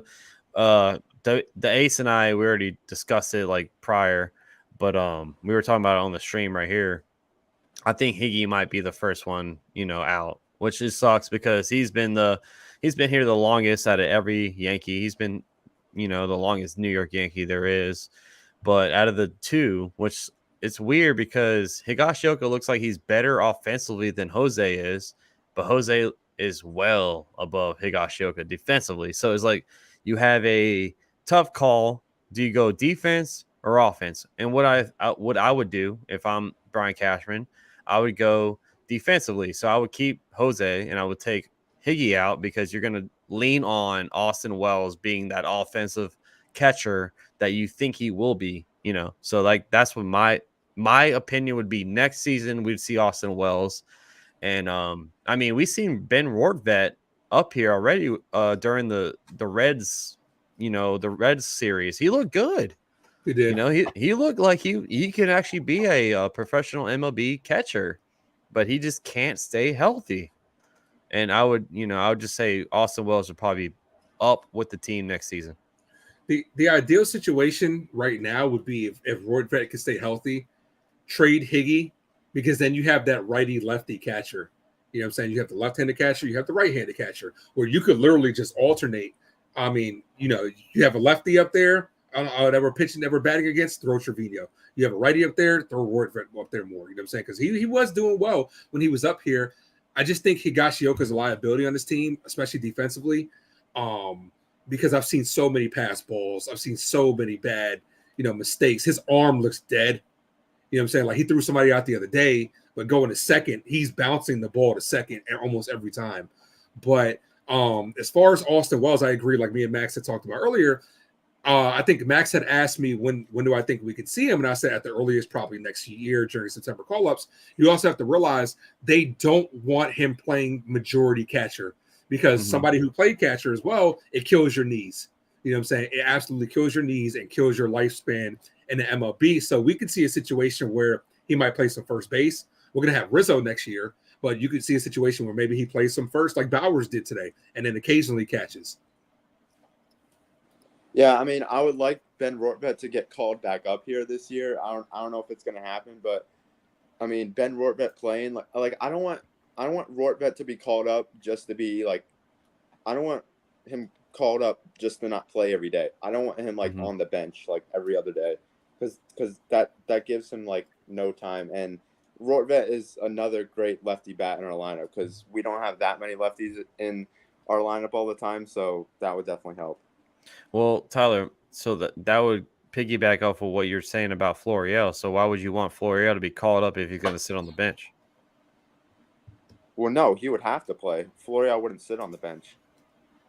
Play for what? Play for who? Because I don't see Stanton playing outfield that much. I think it's too much of a risk for him playing injury. So if Judge is healthy, he'll play right field. If Bader's there, he'll play center. And then, I mean, you could easily play Florial over Bowers or IKF. Why? Because IKF's been one of the hottest hitters in this lineup. Why would you want to bench him? Well, another reason too, you're bringing up too many lefties in the bench. Like, let's say you bring up Florial, you already have him as a lefty, you have McKinney as a lefty, and Bowers as a lefty. That's too many left-handed bats coming off the bench, in my opinion. Like, if all they got to do is throw out lefty out there in clutch situations, and a lot of times you're not going to get that lefty. You don't have enough righties coming off the bench. You have a lot of righties in the lineup, but not coming off the bench. I mean, Bowers and IKF might be both better hitters than Florial right now, but Florial's, if you want defense, then Florial's way better to put out there for defense. But isn't the thing with the Yankees the offense? Isn't the thing with the bats are the one that's struggling? Yeah, but we've seen how sloppy our defense can get sometimes. I'm just saying. So, I'm saying, I'm trying to bring up a conversation like what's more important right now, the offense or the defense? Because the bats have been the flat ones. The pitching has been unreal. The defense sometimes, yeah, but like, is our defense costing us games, or is it the offense? We have had some errors that have cost us games before. But that's the infield though, right? Yeah, but we've also had Bowers misplay some balls. We've had IKF misplay some balls in the outfield. I also think it's easier to make a defensive substitution late in the game than it is to make an offensive substitution, because we've seen that you can throw Cabrera out there in some of the infield, right, left. He hasn't played center, but you're not going to bring up anybody that can hit. You know what I'm saying? Like, we need somebody that can come up in a clutch situation and be able to get a knock when it's time. You know what I'm saying? Like, dude, we bring Kyle Higashioka off the bench as a pinch hitter. That's terrible. You know what I'm saying? Like, we need more of a bat. You can worry about defense in the defensive inning, like later in the game when you have the lead. But when we're down in the game, bringing up a defensive first outfielder does us nothing. It's not going to help us catch up at all. So you're saying that you rather Bowers or IKF come off the bench and like so let's say it's like first and second with 2 outs in the ninth. You want Bowers or IKF coming up? I'd rather have Bowers, because Bowers has shown the ability, multiple things. Bowers has shown the ability to draw walks, you know what I'm saying, with his OBS, and he has shown the ability to come through hit. He got our only run today. He got one of our only runs today with a double, with an RBI double. And then he hit a 2-run homer last night. Yeah, so I would like Bowers to come off the bench. Now, if you want to argue IKF in a clutch situation, I would like and this is when it comes down to baseball. Baseball is very situational. Now, let's say we're in a late inning situation. We have runners on first and second with nobody out. Then I would like an IKF up there, a contact guy that can possibly lay down a bunt, and if he can't, contact to be able to move everybody up. So it is very situational based. You know what I'm saying? There are no black and white, and that's why analytics won't do it for you. You have to read the game as it's unfolding in front of you. Okay. So it just depends. Yeah. I mean, I guess overall we just have some disagreements on which is some normal. of the things, but I mean that's all what sports is about. So I mean, Hey, that's exactly, Tyler. Appreciate you, man. Hey, we're not knocking you. We're just trying to have a conversation. You know, that's all it's all about, bro. Yeah, like Max and I don't agree on everything as well. You know what I'm saying? But it's just about ultimately nobody in our chats agree with each other all the time. As long as you're respectful and try to get your point across, that's all that matters. Yeah, but I appreciate you guys doing this. Hopefully, I'll be joining another one for sure. And Oh yeah, let's hope the Yankees can win this series against the Orioles this week, and then looking forward to Rodon Star at the end of the week for sure. yes, sir. Big series. Thank you, Tyler, for stopping on in, man. Thank you. All right, I'll see you guys. All right, man. Nice to meet you. Yeah, thank you. Aaron Jacobs, are you still in the building? Need to get Aaron. him on here. Hey, Aaron, whoever is in the chat right now, come on in, call in. This is a call-in show, and you, like you said, you don't have to put your face in nothing. Call on in. People are shy. Oh, Aaron's in here. Aaron, come on in. Hit the link, come on in, boy. The A says, "I'm ready. I'm ready for you." He's a big Yankee troll. Oh, here we go, Aaron. I want to hear you. I want to hear you. Come on in here, brother. I plan on getting him on my channel because he's a 49ers fan. Aaron's my boy, man. Big supporter of the channel. Dude's a good dude. Well, shout out to Aaron. Shout out to everybody. We got 10 in the house right now. Like I said, man, I think me and the Ace, we should be a host of this every week. I like what we got right here, man. The people seem to like it too. The people seem to like it. I like this. Do a nice little recap. Aaron, are you coming in? Come on. Hey, we got the phone line open right now for anyone who wants to come on in here. Hit that link up top. Need the hotline music. Yeah. Hit that hotline bling. You don't have to show your face. Hey, my boy, appreciate you, Tyler, man. You were the man. Fun conversation with you, Tyler. Likewise. Thank you. And Tyler, I want to do this with you with the Packers too, by the way. He's a Packer fan. So me and my guy, we got that link as well. But Aaron's in here. Uh-oh. Let's see what Aaron has to say. Uh-oh. What's going on, fellas? Aaron is on the mic. Aaron, my guy, how you living? Living great. Just watching the Mets and watching clicking from the Mets over to the soccer game. So what you go? Yeah, go ahead, Ace. Go ahead. No, go ahead. I'm saying, Aaron. So how you feeling, man? What's going on here? Are you a Mets fan or you're a Yankee fan? I am a certified Yankees troll. I've always been a Yankee and a Lakers troll. I think I lightened up a little bit just because I love my boy so much and try to support him. So I've given way more time this year on Yankees content than I did in my whole entire sports career because I am a certified Yankees troll. And I appreciate that. Thank you. Thank you for putting your biases aside to support mine and Max's channel. Appreciate that. Definitely. So from a Yankee troll perspective, what do you think the biggest problem with the Yankees is? I think that y'all rely on Aaron Judge a lot. But I think really just the decision making with your coach. I mean, I think that I think I see that on the Mets side too. I mean, some of the decisions that Buck makes, when to bring the pitchers in, when to have situational baseball. That definitely is something that was going well last year, but this year is definitely not the same. So I definitely That's what I see with the Yankees. I mean, I see when y'all do it right. When y'all have that, get those moving the runners over, doing the small ball. I see that y'all play well, and then when y'all don't, y'all trying to hit the home runs and stuff. That's when you get yourself in trouble. Yeah.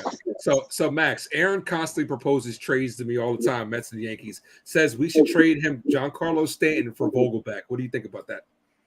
That's no. That's I say disrespectful. a lot of times I'm being sarcastic. I I'm know. I'm usually over the top with my trade suggestions, so I don't mean that as a sports fan. I know that's.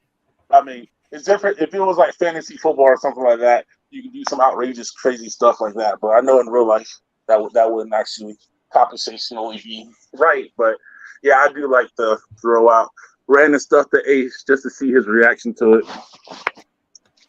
Listen, appreciate that too, Tyler. Thank you, Tyler, for subscribing. So Aaron, you said you're a Mets fan, right? Yep. Ever since I was a little kid, because the town I lived in Virginia Beach, the Tides were an affiliate of them. So grew up loving the Mets. Since we had their farm system. All right, so let me ask you this: what's going on with the Mets? I think, no offense, we kind of got the Yankees disease of like the '90s and early 2000s, where like money doesn't solve problems. But we won in the '90s. I know y'all did. Y'all did. I know. Yeah. Y'all did. John Brenner had y'all winning. So I'm not saying that y'all weren't great, but I'm just saying is we had that same kind of mentality. And I think sometimes teams, especially when you get an owner who's anxious to spend money, a lot of times they think that they can just buy their way into being good. And all the good teams take time and develop. They use the farm system. They use scouts. And I think that we got a little bit over the top with free agents. And it's like, hey, I'm just going to throw my money at a name and hope that they're going to come in and gel, have chemistry. And I think that we're suffering from it because now you see all the kind of like the smaller name players like Stroman, Bassett, some of the pitchers that we had that were just kind of no name, just they came in, did their job, pitched every to the hardest. Those are the ones that we didn't really go after. We went after, the Verlanders and Scherzers, and they're a great big name. Yes, they've had a great career, but they're kind of at the end of their career. So I mean, now we're struggling. I mean, we spent a lot of money on those pitchers, and now we're suffering for it. Max, can you imagine if you being a Yankee content creator and you feeling the pulse of the people, right? Can you imagine if we would have had a month like the Mets just had, where we didn't have a series win? Bro, that's what I say all the time. I mean, imagine if we were Mets fans, like it would be no, not even making fun of them or nothing like that. It's just like, how frustrating would that have been? Yeah, and we're in the biggest market. New York is such a huge market. And well, my thing with you, Aaron, hold on, I'm sorry to cut you off. My thing with you, Aaron, is you just listed off a lot of good names right there, like Chris Bassett. And Tawan Walker was another one that you didn't list off, but that was good with y'all last year. And who else? Marcus Stroman. Like, so do you regret what Billy Epler did in the offseason by getting Justin Verlander? Now, when you got Justin Verlander, I know everyone was like, "Oh, this is World Series or bust." But now, looking back in present time, do you regret that? I never liked it. So I enjoy the name. But history, one of the things being a Mets fan for so long, history repeats itself. And it's like we can go back several many years where the Mets have always gone after a name past their prime. Cano, Roberto Alomar, just players who were just great. They were. And we got them like 2 or 3 years. Maybe they gave us a half a season good, or maybe a season good, and then after that we had them for 4 or 5 years, they were either getting hurt or they just weren't hitting. And so when the Verlander, I was looking at his age. Yes, he had a great year last year. Max had a great year last year. But my whole thing was we have a young team, some really young prospects that are coming up. And my whole philosophy was like bring these young guys up and let's build up until we have Lindor for 10 years. He's not going nowhere. Nemo's young. Alonso's young. Like we should be really centering our team around that core young, that youth, the ones that are hungry, who have that desire. And so spending all that money on that veteran pitcher who's, like I said, I just really feel like that was kind of him showing off his money. I mean, yes, we got Senga too. That was I mean, yeah. And I think, they're kind of banking on going for Ohtani in a couple years. I think so too. I think it's Ohtani or bust for you guys. Yeah, I mean, I'm pretty sure he's already kind of hinted at it. But like I said, I really think that the focus, I think the Braves do such a great job, and I'm always envious of the Braves of how they use their farm system and just how they just have a natural just flow of talent that just kind of comes up. And you might see the Braves in a trade deadline get a few pieces here and there that complementary role, just kind of fill in a hole, but they don't ever throw their whole money and their whole whatever at bringing in that big name to win.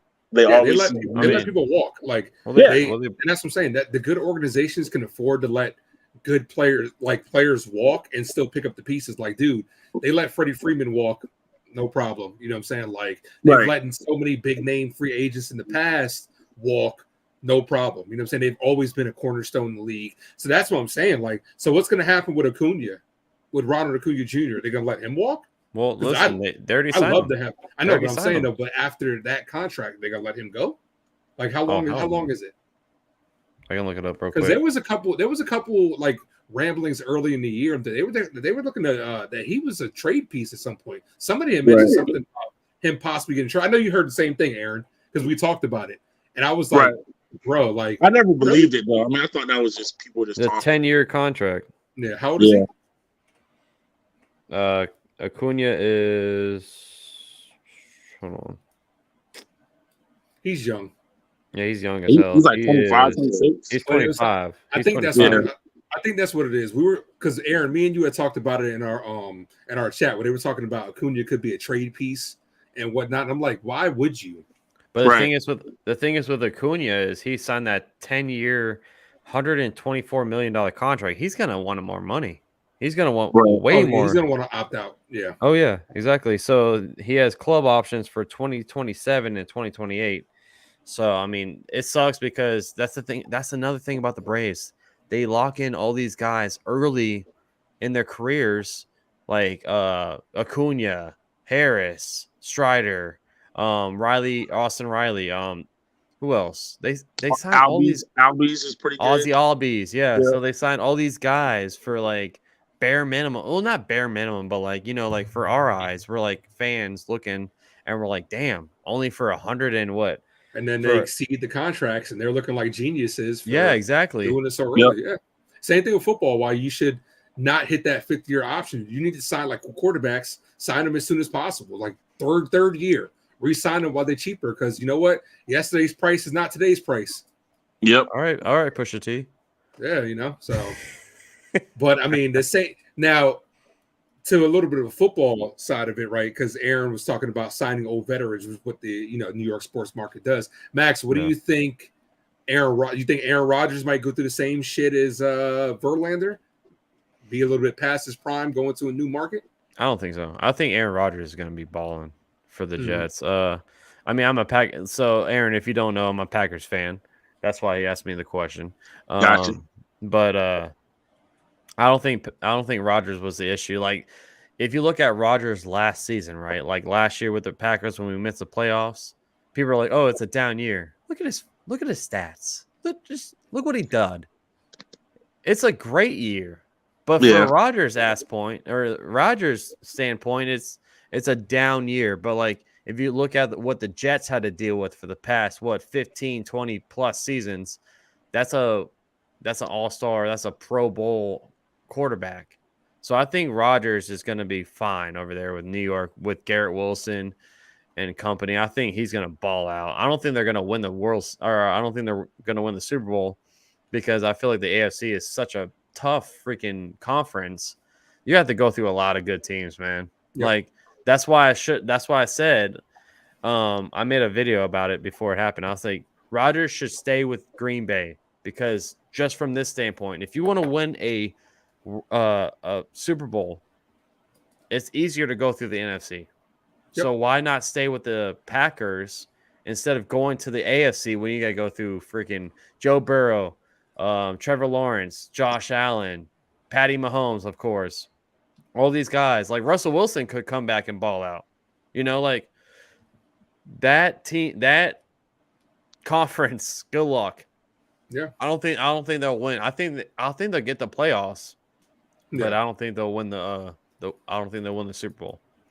I like what Robert said. As long as the Yankees make the playoffs, we are a playoff team, especially when they get healthy. I agree with that, and that's what I keep telling everybody. I don't understand why it's this notion of, Aaron, did you tell me the same thing? Do Mets fans feel the same way? Like this notion of why we have to win the division in order to call it a successful year.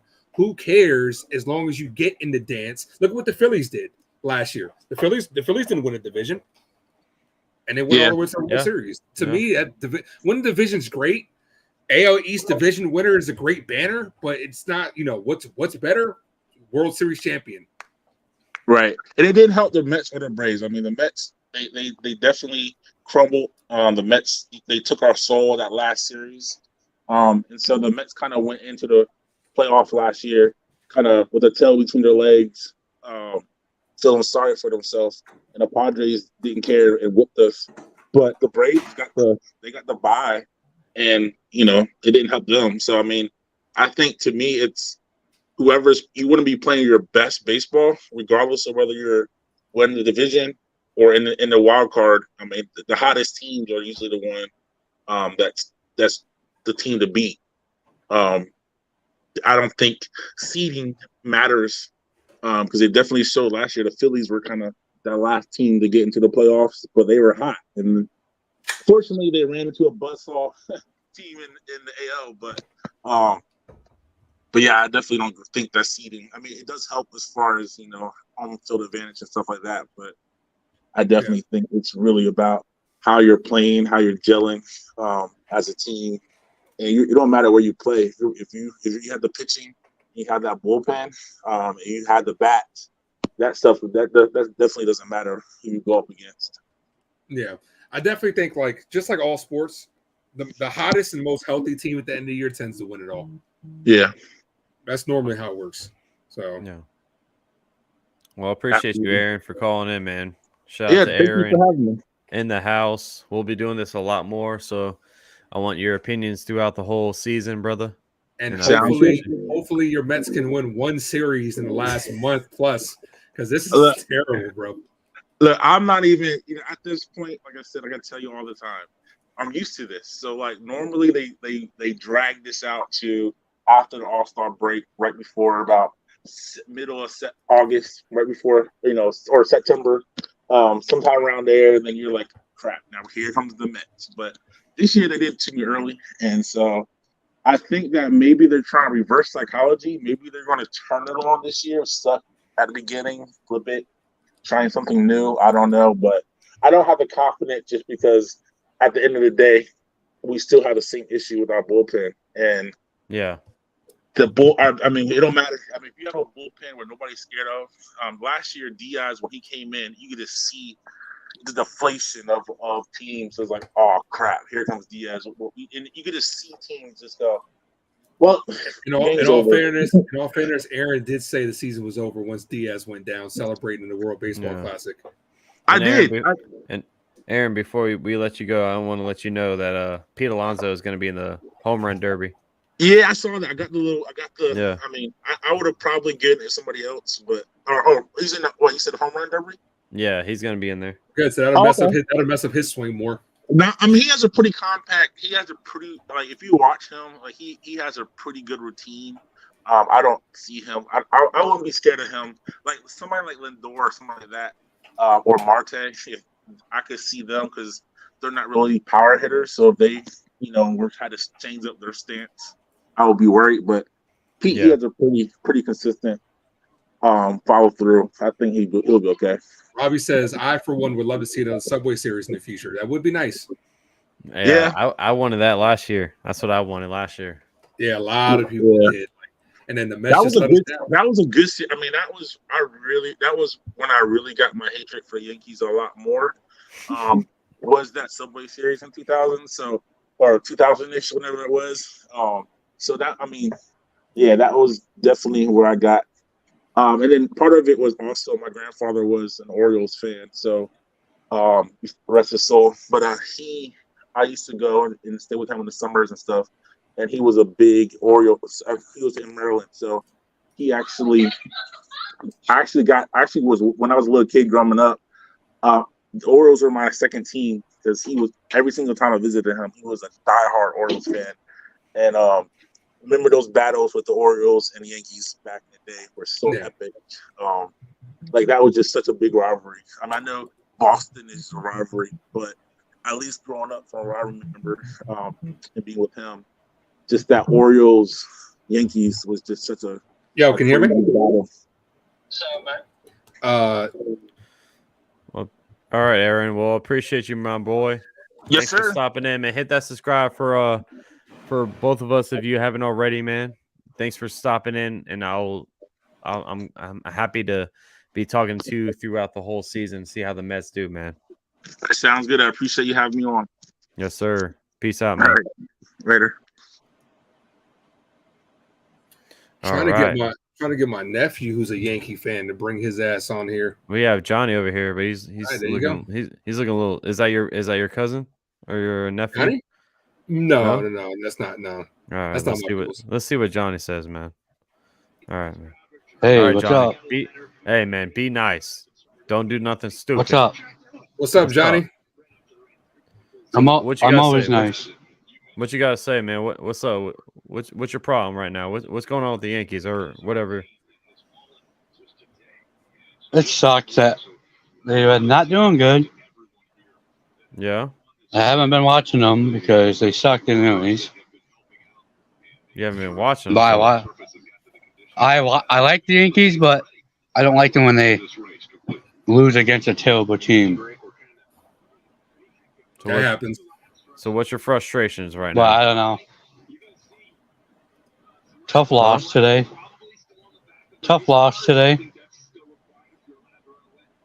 Yeah. But I don't know. Hey, Yeah. Just wanted to stop by and check on you guys. Appreciate that. The beautiful thing about baseball, you don't have to wait a week to play again. We get to play again tomorrow. Hopefully, we can ride the momentum tomorrow, man. That's the beautiful thing about baseball. Do we play Baltimore tomorrow? Yeah, we play Baltimore. Do we play Baltimore? Yeah. Well, I mean. Okay. All right. All right. Well, was that your sub or my sub? Huh? That was yours. I don't think. Yeah. That was one of yours. It was. Thank you for calling in, Johnny. We appreciate it. Thank you, Johnny, for calling on in here. Make sure y'all call in. The link is up in the top. So your thoughts. You know who I want to see in here? Where's Choa? Oh yeah, That'd be a fun one. Isn't it Choa? Lore now? Where's Lore? Choa, a big supporter of both of our channels, man. We appreciate you. He always keeps us. I want entertained. Rico. I want Rico. I need Rico to call in. I want Rico. I want to talk to him because he knows Rico, baseball. pop in. He knows baseball, so I need him to call in. I want Rico to call in. You don't have to be all on the camera. You know what I'm saying? Hey, the OG, you just gotta enter the studio, and if you want to be audio only, I can just do that. So you don't have to be on the camera. You just got to be, it's like a call-in show, bro. Yep. Come on, man. Call in, place your thoughts. Tell us how you feel, if you're mad, what you think. Let's just have a Mad, conversation upset, about it. disappointed, sad. You want us to help you out with some like a hard breakup or something? We can do that too. Hey, good relationship advice. Exactly. I mean, me and the Ace, I'm single. Max is taken though, so Max can help Cindy's you on the watching me right relationship now. aspect. I can help you on the single aspect. Cindy's watching me right now. I Hi, can't really Cindy. do How it. you doing? Can she hear me? Yeah, she can't hear you. The Ace says hi. She says hi. What? No, I'm saying we're giving some therapist session. Therapy session. Yep. Yeah. That's it. Grayson, you coming on? He asked. How do you guys like Houston? I don't. The Astros. I mean, I don't like the Astros, but I respect them. Same. I mean, even though they friggin' cheated, but they're always beating our ass. So same. I'm in the All right. same boat. Make sure you hit that link up top, man. Join in. Let's get your freaking opinions on. I love the Tyler. The Tyler call was the the good. best. I think Tyler was the best. Rico said, to be honest, I'm shocked at the rapid decline of DJ LeMahieu. Me too. Dude, you're not the only one. It's like he fell off a cliff, and I'm like, dude, who are you? But my question to you is, Rico, this. Do you think that he's washed or is he slumping? Which one do you think? I think he's done. I'm hoping he's not done. Because how many more years we have him for? 2, 3? I think 2-3 more years. Oh.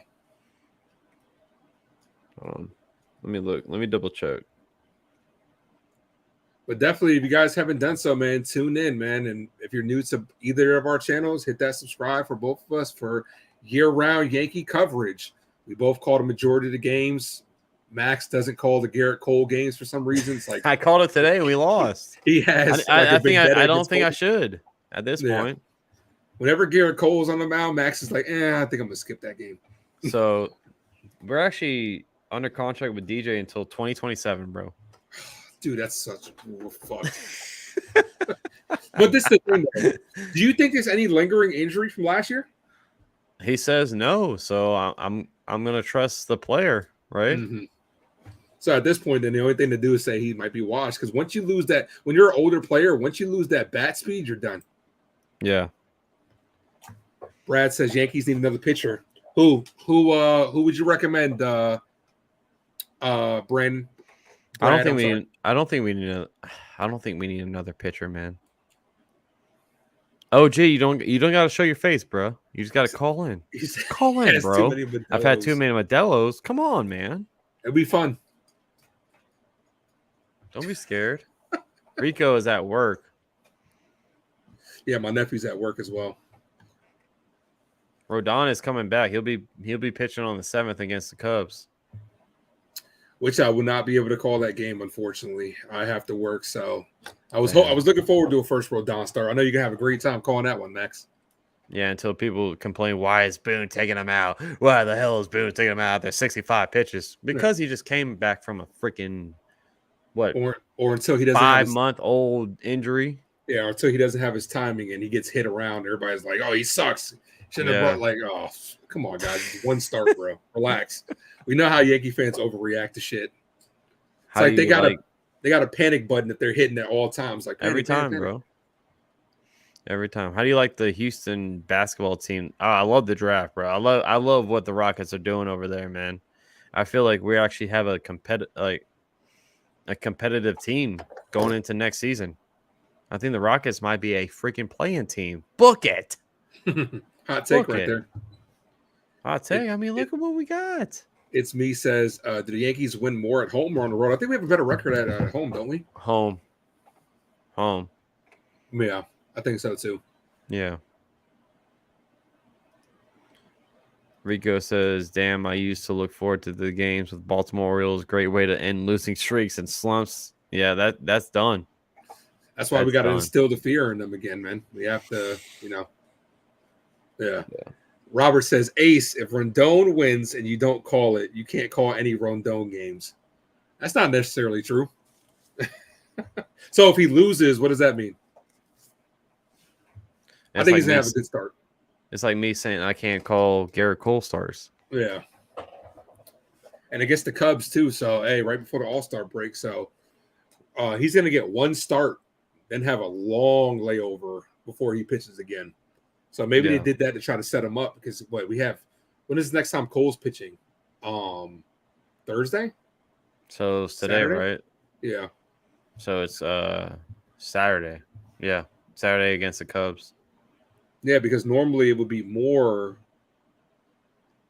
Today is Sunday. That's right, because of the weekend. We have to call up Vasquez to pitch Wednesday. He's gonna be pitching Wednesday. Dude, how about that doubleheader totally fucking our bullpen today? Nobody was available. Yeah. So other than Cordero. Yeah. Yeah. Yeah, we get, dude, it's just us. Or this wasn't as bad as that one week we got screwed when Herman got thrown out and then we had to have a doubleheader. Dude, our bullpen's been super taxed, but yet we're still the number one bullpen in the league. Well, it sucks because we called down Brito to bring back Ian Hamilton, right? Mm-hmm. So Brito can't get called back up because it's like the rule. You can't call back a player in like a short amount of time. So that's why we have to put up Randy Vasquez for Wednesday. So Which yeah, is it kind stupid. of fucked us all over. I feel like the rules, if a person's in your organization, you should be able to use them any way fit. Yeah. Like, what does it matter? Michael Jordan says hi. Says he's new to What's the up, channel. Michael Jordan? What's up, Michael Jordan? What's up? Is it flu game season or what's up, bro? What brings you to the channel, Michael? You're a Yankee fan of baseball. You just found the channel. How'd you find it? Appreciate you stopping in, man. Hit that subscribe button for both of our channels, man. Max Coverage TV and the Ace Avenue. You already know what time it is. We got 13 left. We're going to go for about another 15 minutes or so. Last callers, if you want to stop on in, man, hit that link up top. Call on in and let me know. Padres fan. Oh, you're a Padres fan. All right. Well, they lost today. Yeah, I had Yankees and Padres. Who's your Max? Who was your early World Series prediction before the season starts, and who's your World Series prediction now? I said the Cardinals were going to make the World Series actually for the NL, and that was wrong. Now I think it's the Braves and the Rays. Sadly to say that, but yeah, I had Yankees and Padres. We both are wrong about the NL team. I'm gonna say Atlanta too, and hopefully not the Rays because I already know Bucks Rays Bolts is coming in like all hot. I know he follows you too, but that dude's gonna be coming in on fire. Yeah. And yes, of course you should, OG. Go sub to my guy, the Ace Avenue. Houston and Dodgers, says Rico. And that was before the season. And now he has no clue, he says. Yeah. No, OG, you already heard me say it once. Because he's a Rays fan. He wants to clip you and put you on the internet. That's what it comes down to get some views from you.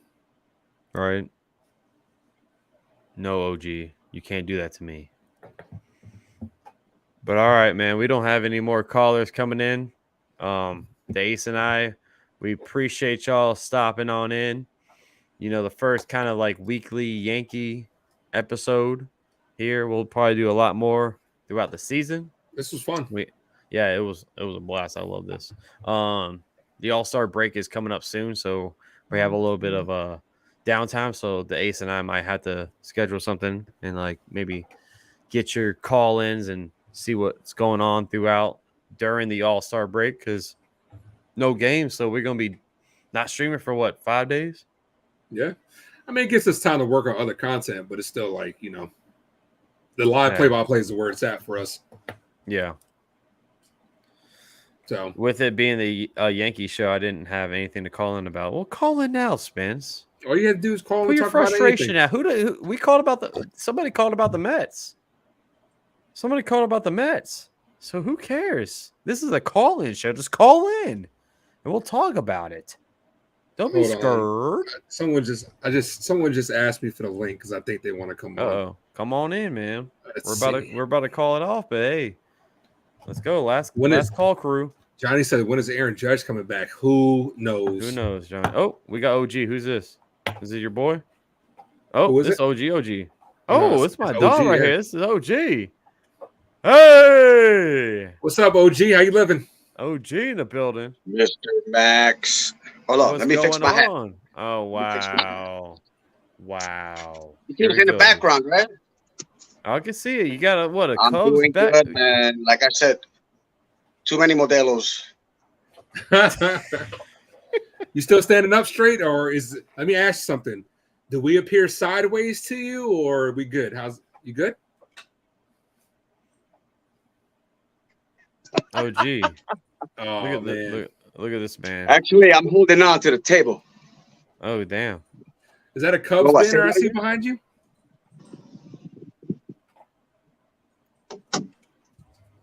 This man got a raised hat with a Cubs banner behind him. Hold on, I'm gonna sit down right now. Make it make sense. Hey, can you please make it make sense? This man got a raised hat with a Cubs banner behind him.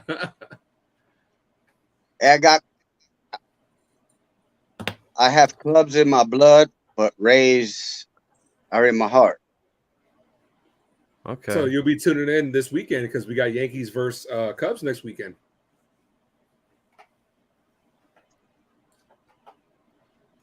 Oh, Robert's in the house too.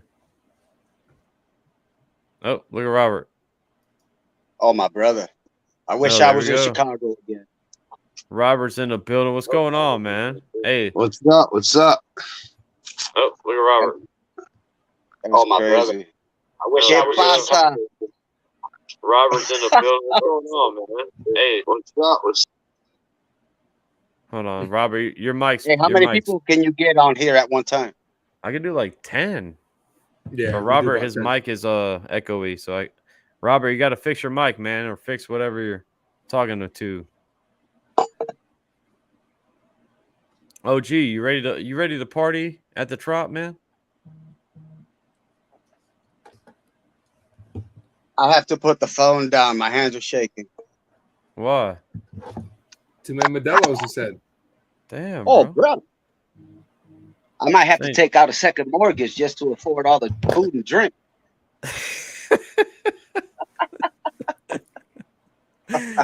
Man, OG is gonna meet me at the Trop, man. He's gonna meet me at the Trop.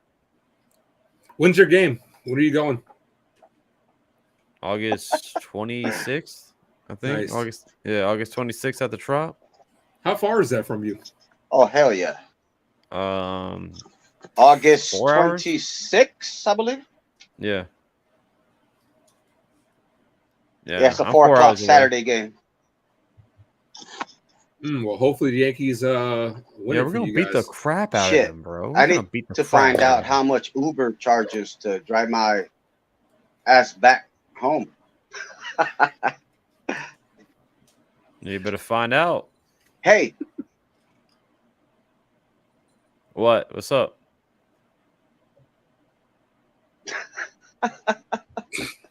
Hey, check this out. It would be a hell of a series if everyone was healthy on both teams. So that way there is no excuse of who had the upper hand. I hope Aaron Judge is gonna be there, bro. I really do. Because I mean, that's August 26th. The Ace and I can both attest to this. We hope he's back by then. Let's put it like this: if he's not, we're in trouble. Yeah. If he's not by then, we're fucked. Bro, how about we no hit you guys? How about we no hit Herman if he pitches one game? Or how about we no hit you guys? Yeah. We're gonna no hit what's his name?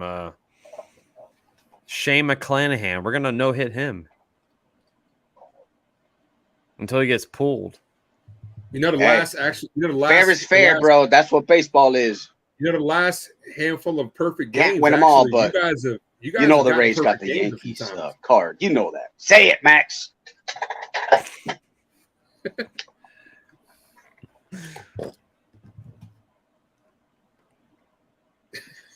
We're gonna no hit you. Hold on. Here's Robert. Here's Robert. How's my mic now? What's up, Robert? We're good. How's the mic?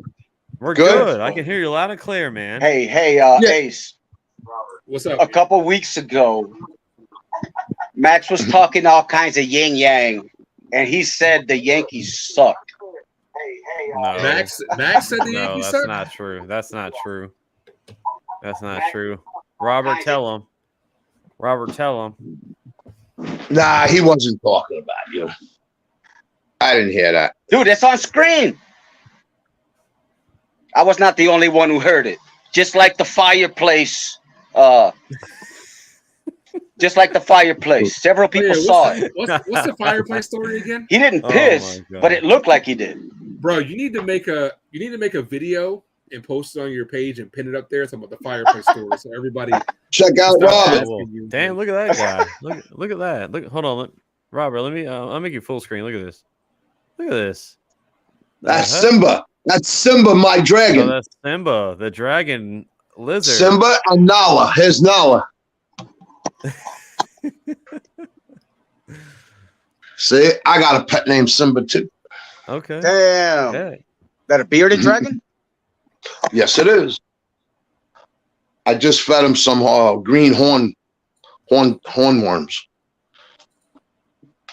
So right, Robert, let me- Robert, Hey, you said you're Robert, from New you in York. the What part of New York city? you from? I'm in Naples. I was born in Brooklyn, New York, where Vince Lombardi was born. There you go. And he has that new. You know he's from New York. He has that New Yorker You got that heavy that accent. accent. Yeah, he Yeah. has that. I got the Brooklyn slang. Yeah, I hear it. Vince Lombardi. Hey, you going to the game with us too? No. On the 26th, I can't do that. Come on, man. And I hate that What's going stadium anyway. on? Wow. That stadium is the worst. But the Yankees will be there, so I'll make it better. I imagine tickets are pretty cheap though, so it's gotta be a good Oh. time with tickets cheap. Well, let's set something up for next year where all the people in the stream who are in Florida or close enough to Tampa, maybe we could hook something up so we can all be up there. Yeah, Yeah, get all bear I'm not that beef. far away. I would go if it's if we could Come do on, that. Robert. Come on down, bro. You have I'll what? do it. I'll even go to Jacksonville. I don't care. That's only 6 hours. Come on up to the trot, man. Come on. I've been there once, and I don't like that stadium. Oh, I don't like it. The best place Tampa I've been closer, to, man. I mean, St. Pete. the best I've been to was Camden Yards. I really love that. Oh, damn. That's right up the street. That's not too far from me. I'm in Virginia. Hey, Max. Yes. Yeah. That's the closest one to me. But anyway, the Yankees, with all the shit that's happening to them, we still in that wild card spot. Talk So to him, Robert. The Talk bricks to him. and right field You and know what I'm Camden saying? Yards always reminded me of Wrigley. and the playoffs, the Yankees are a playoff team. They always been. So I like the way you think, Robert. I'm positive when it comes to the Yankees. I've been going to games since I was 10 years old. And my first New York Yankee game was the day Mickey Mantle retired his number in the stadium on June 8th, my birthday, 1969. And my father says, "Why are you crying?" I says, "The poles are in the way." He had to put me on his shoulders. The old stadium had the old poles before 76. So Dude, you can't who's have your it any favorite better than that. Who's your favorite 70. Yankee, Robert? Huh? Who's your favorite Yankee? Oh, come on. He lost his bat with Mickey Mantle. Come on. Mickey Mantle was my old time favorite. Right now, it has to be Judge. I mean, he's the best one on the team right now. Is this what you're talking about, Robert?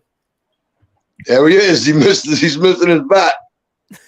Do you know that Mickey Mantle had the best times to first base out of the box when he was a rookie? And do you know he had the best drag bunt?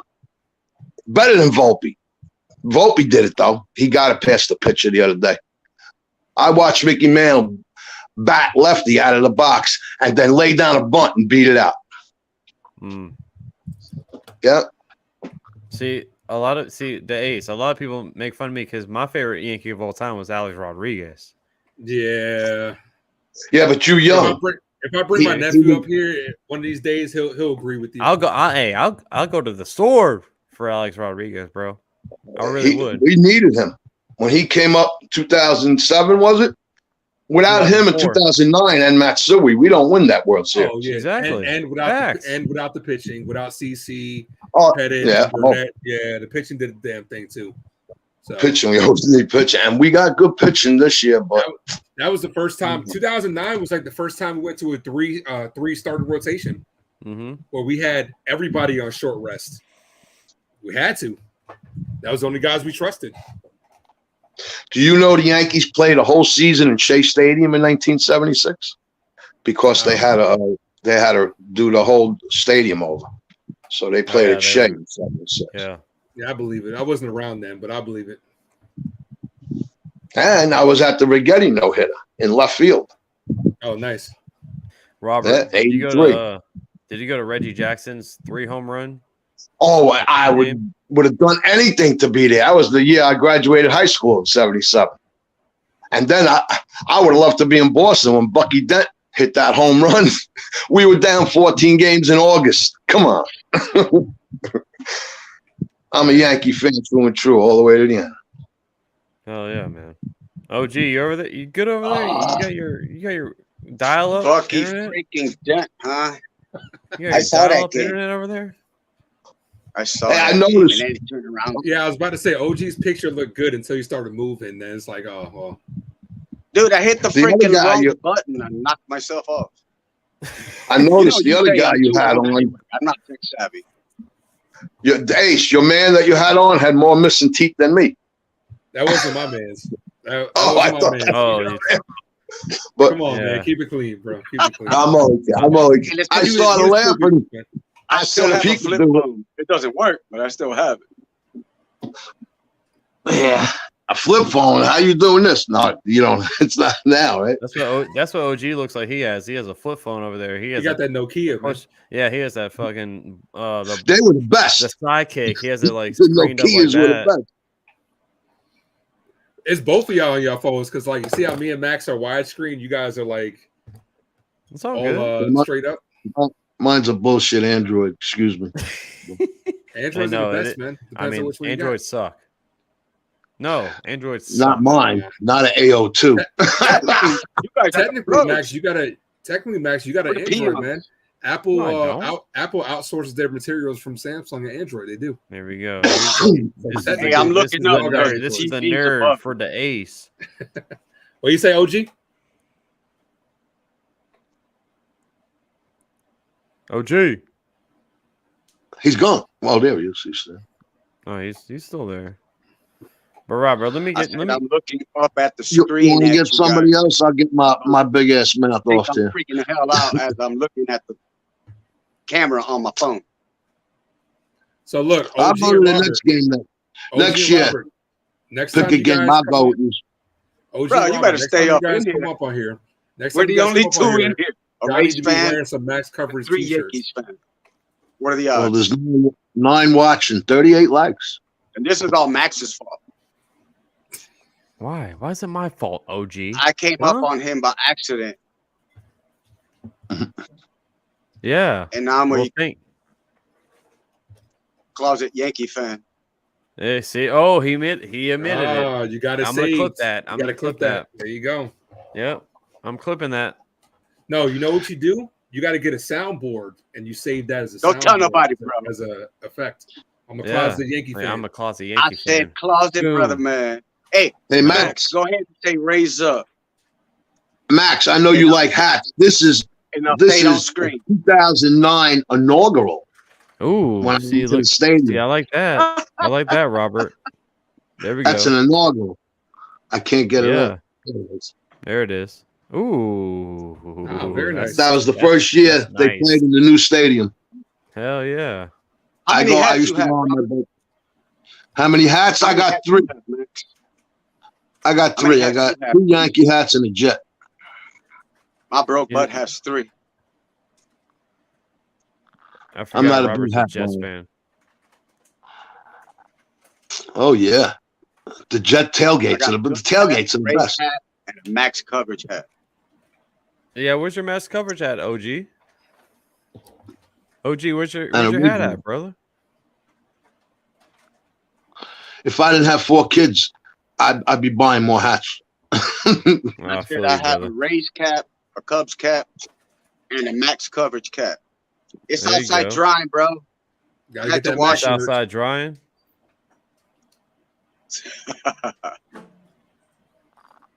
Max, what'd you give away for the last giveaway? A tank top. Oh, okay, the person contacted you. I got to send it all the way to the Yeah, I gotta show the Netherlands. neighbors, but when I'm doing yard shit. work, For real? it's sweaty, so you Yeah. gotta keep it straight. Rick B, he lives over there to the Netherlands, bro. Well, you know what you do? You have them send you that picture, and you promote that you in other countries. So That's what I'm saying, bro. International, baby. there you go. Yeah, I'm sorry if I'm talking. Max all around the map. I have a delay on my screen, so It's all right. That's that Android in you. I'm not being rude. You ate again? Oh man, Catch it in my between, you know. keeps eating.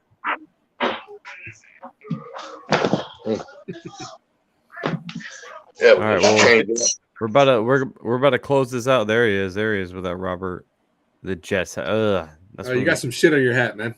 Yeah. We'll see when Aaron Rodgers is tossing it to Lazard and Cobb and Wilson. Wow. Oh All right, yeah, hey, he guys, did that last let me year. ask you one question. He Is did it it true last that year. Vincent Mango is the only This is player? my 13-year-old son. What up? What up? What's up? What's up, kid? What's going on, That's man? my namesake, Robert. Say hello. Hello. All right. What's He's up, doing Robert? that. How you Like, doing? that's my What you doing, 13-year-old man? son. Go Yankees. Yeah. Go Well, Yankees. I bought him a Yankee Right, stuff. I can do the Woody Woodpecker laugh. This was No. awesome. I'm gonna do it. Yeah, he wants to. This guy- my kid's crazy. Kids. He's, believe it or not, he's into Taekwondo. Here's his. He's a brown belt. Oh, nice. Nice. He really don't play. I tell him, you got to go out there and play baseball. I got him the gloves. He's not into it. I can't force him. Hey, Got that's it. what Yeah, that's baseball. what you got to get your son into, bro. Baseball is the money Baseball maker is right now. life. Baseball is Max, life. one day, me and Max might Yeah. be covering him. You never know. For real. I'll be like, what, 60 years old, gray hair, full on gray beard, man. You know what ruins it? The Xbox, the iPads, these kind of Yeah. phones. I mean, you got to have it because life will pass you up. Everybody's got to have the technology. But if it was for me, I'd throw this phone right in the water out there. I'm old school. Hey, I'm me like, too, well, man. Go outside and I'll go come play. to your house and say, "Yo, Adrian, come on out." Hey, You got to make it fun. You got to make it fun for them to go outside, man. You got to do things together outside. That's the Yeah. way to get them out there. You're right about that. So, But I have an 5-foot alligator also in the water in front of us here. So oh, Jesus. wait for this place to come take them out. Well, Robert, it was great to freaking meet you, man. We're about to It's been- head out. It's been a You pressure. were I the mean, a freaking pleasure. man. You were the freaking Yeah. man, brother. There you go. Appreciate you. 64 and still going. there you Hey, go. 64, go ahead. my man. Here's Go here's ahead, the, brother. here's the 64 more, man. Yes, to you. sir. Yeah. I'm happy Go to ahead. talk to you down the line, brother. Appreciate Face you. to face. Yes, Face to sir. face. You already know. You already know. You know where. Hey, we'll right down the street from each other, brother. 6 hours away. I worked Yeah. for performance-driven workforce. I used to drive cars to Jacksonville and back to Naples, and then evaluate them. I was a test Hell driver, yeah. I'll be Prototypes. right here. so I know exactly where you at. The only Hell thing I yeah. don't know that brisket place. I want to know that. I like brisket. All right, my boy. Come meet I you there and appreciate buy you. your lunch. Hell All yeah, right, man. It was nice to meet you, dude. Appreciate you, man. Yeah, you too, DH. Hey, I got a free membership from you. I have to thank you there. Hell Oh, did yeah. you? Congratulations. Yeah. Congratulations. Yeah, I wish I could afford more shit from you, but What's the term that Max uses? Ace Winfrey. Yeah, Ace Over there, Winfrey. There everybody it gets a is. gift. yeah. Yeah, that's and why I'm trying to tell everybody confetti that's all to over everybody, the place. Yeah, there it is. The confetti all over the friggin' to place. everybody that's listening, make sure you hit allow gifts on Max stream. You never Yes, know. I might sir. go over there and pop one. Max, before he gets out of here, can you hit him with the And there it is. Let me say this. I Boom. go on your guys' show because that Pete Simonetti dude on New York News, he talks like me, and it makes me disgusted. Oh man, But he's all right too. I go to him. He knows his stuff though. He knows he his does. stuff though. Oh yeah, oh yeah. You know, he goes to the bathroom. He goes up tree. He calls. He says it just like that. Trees.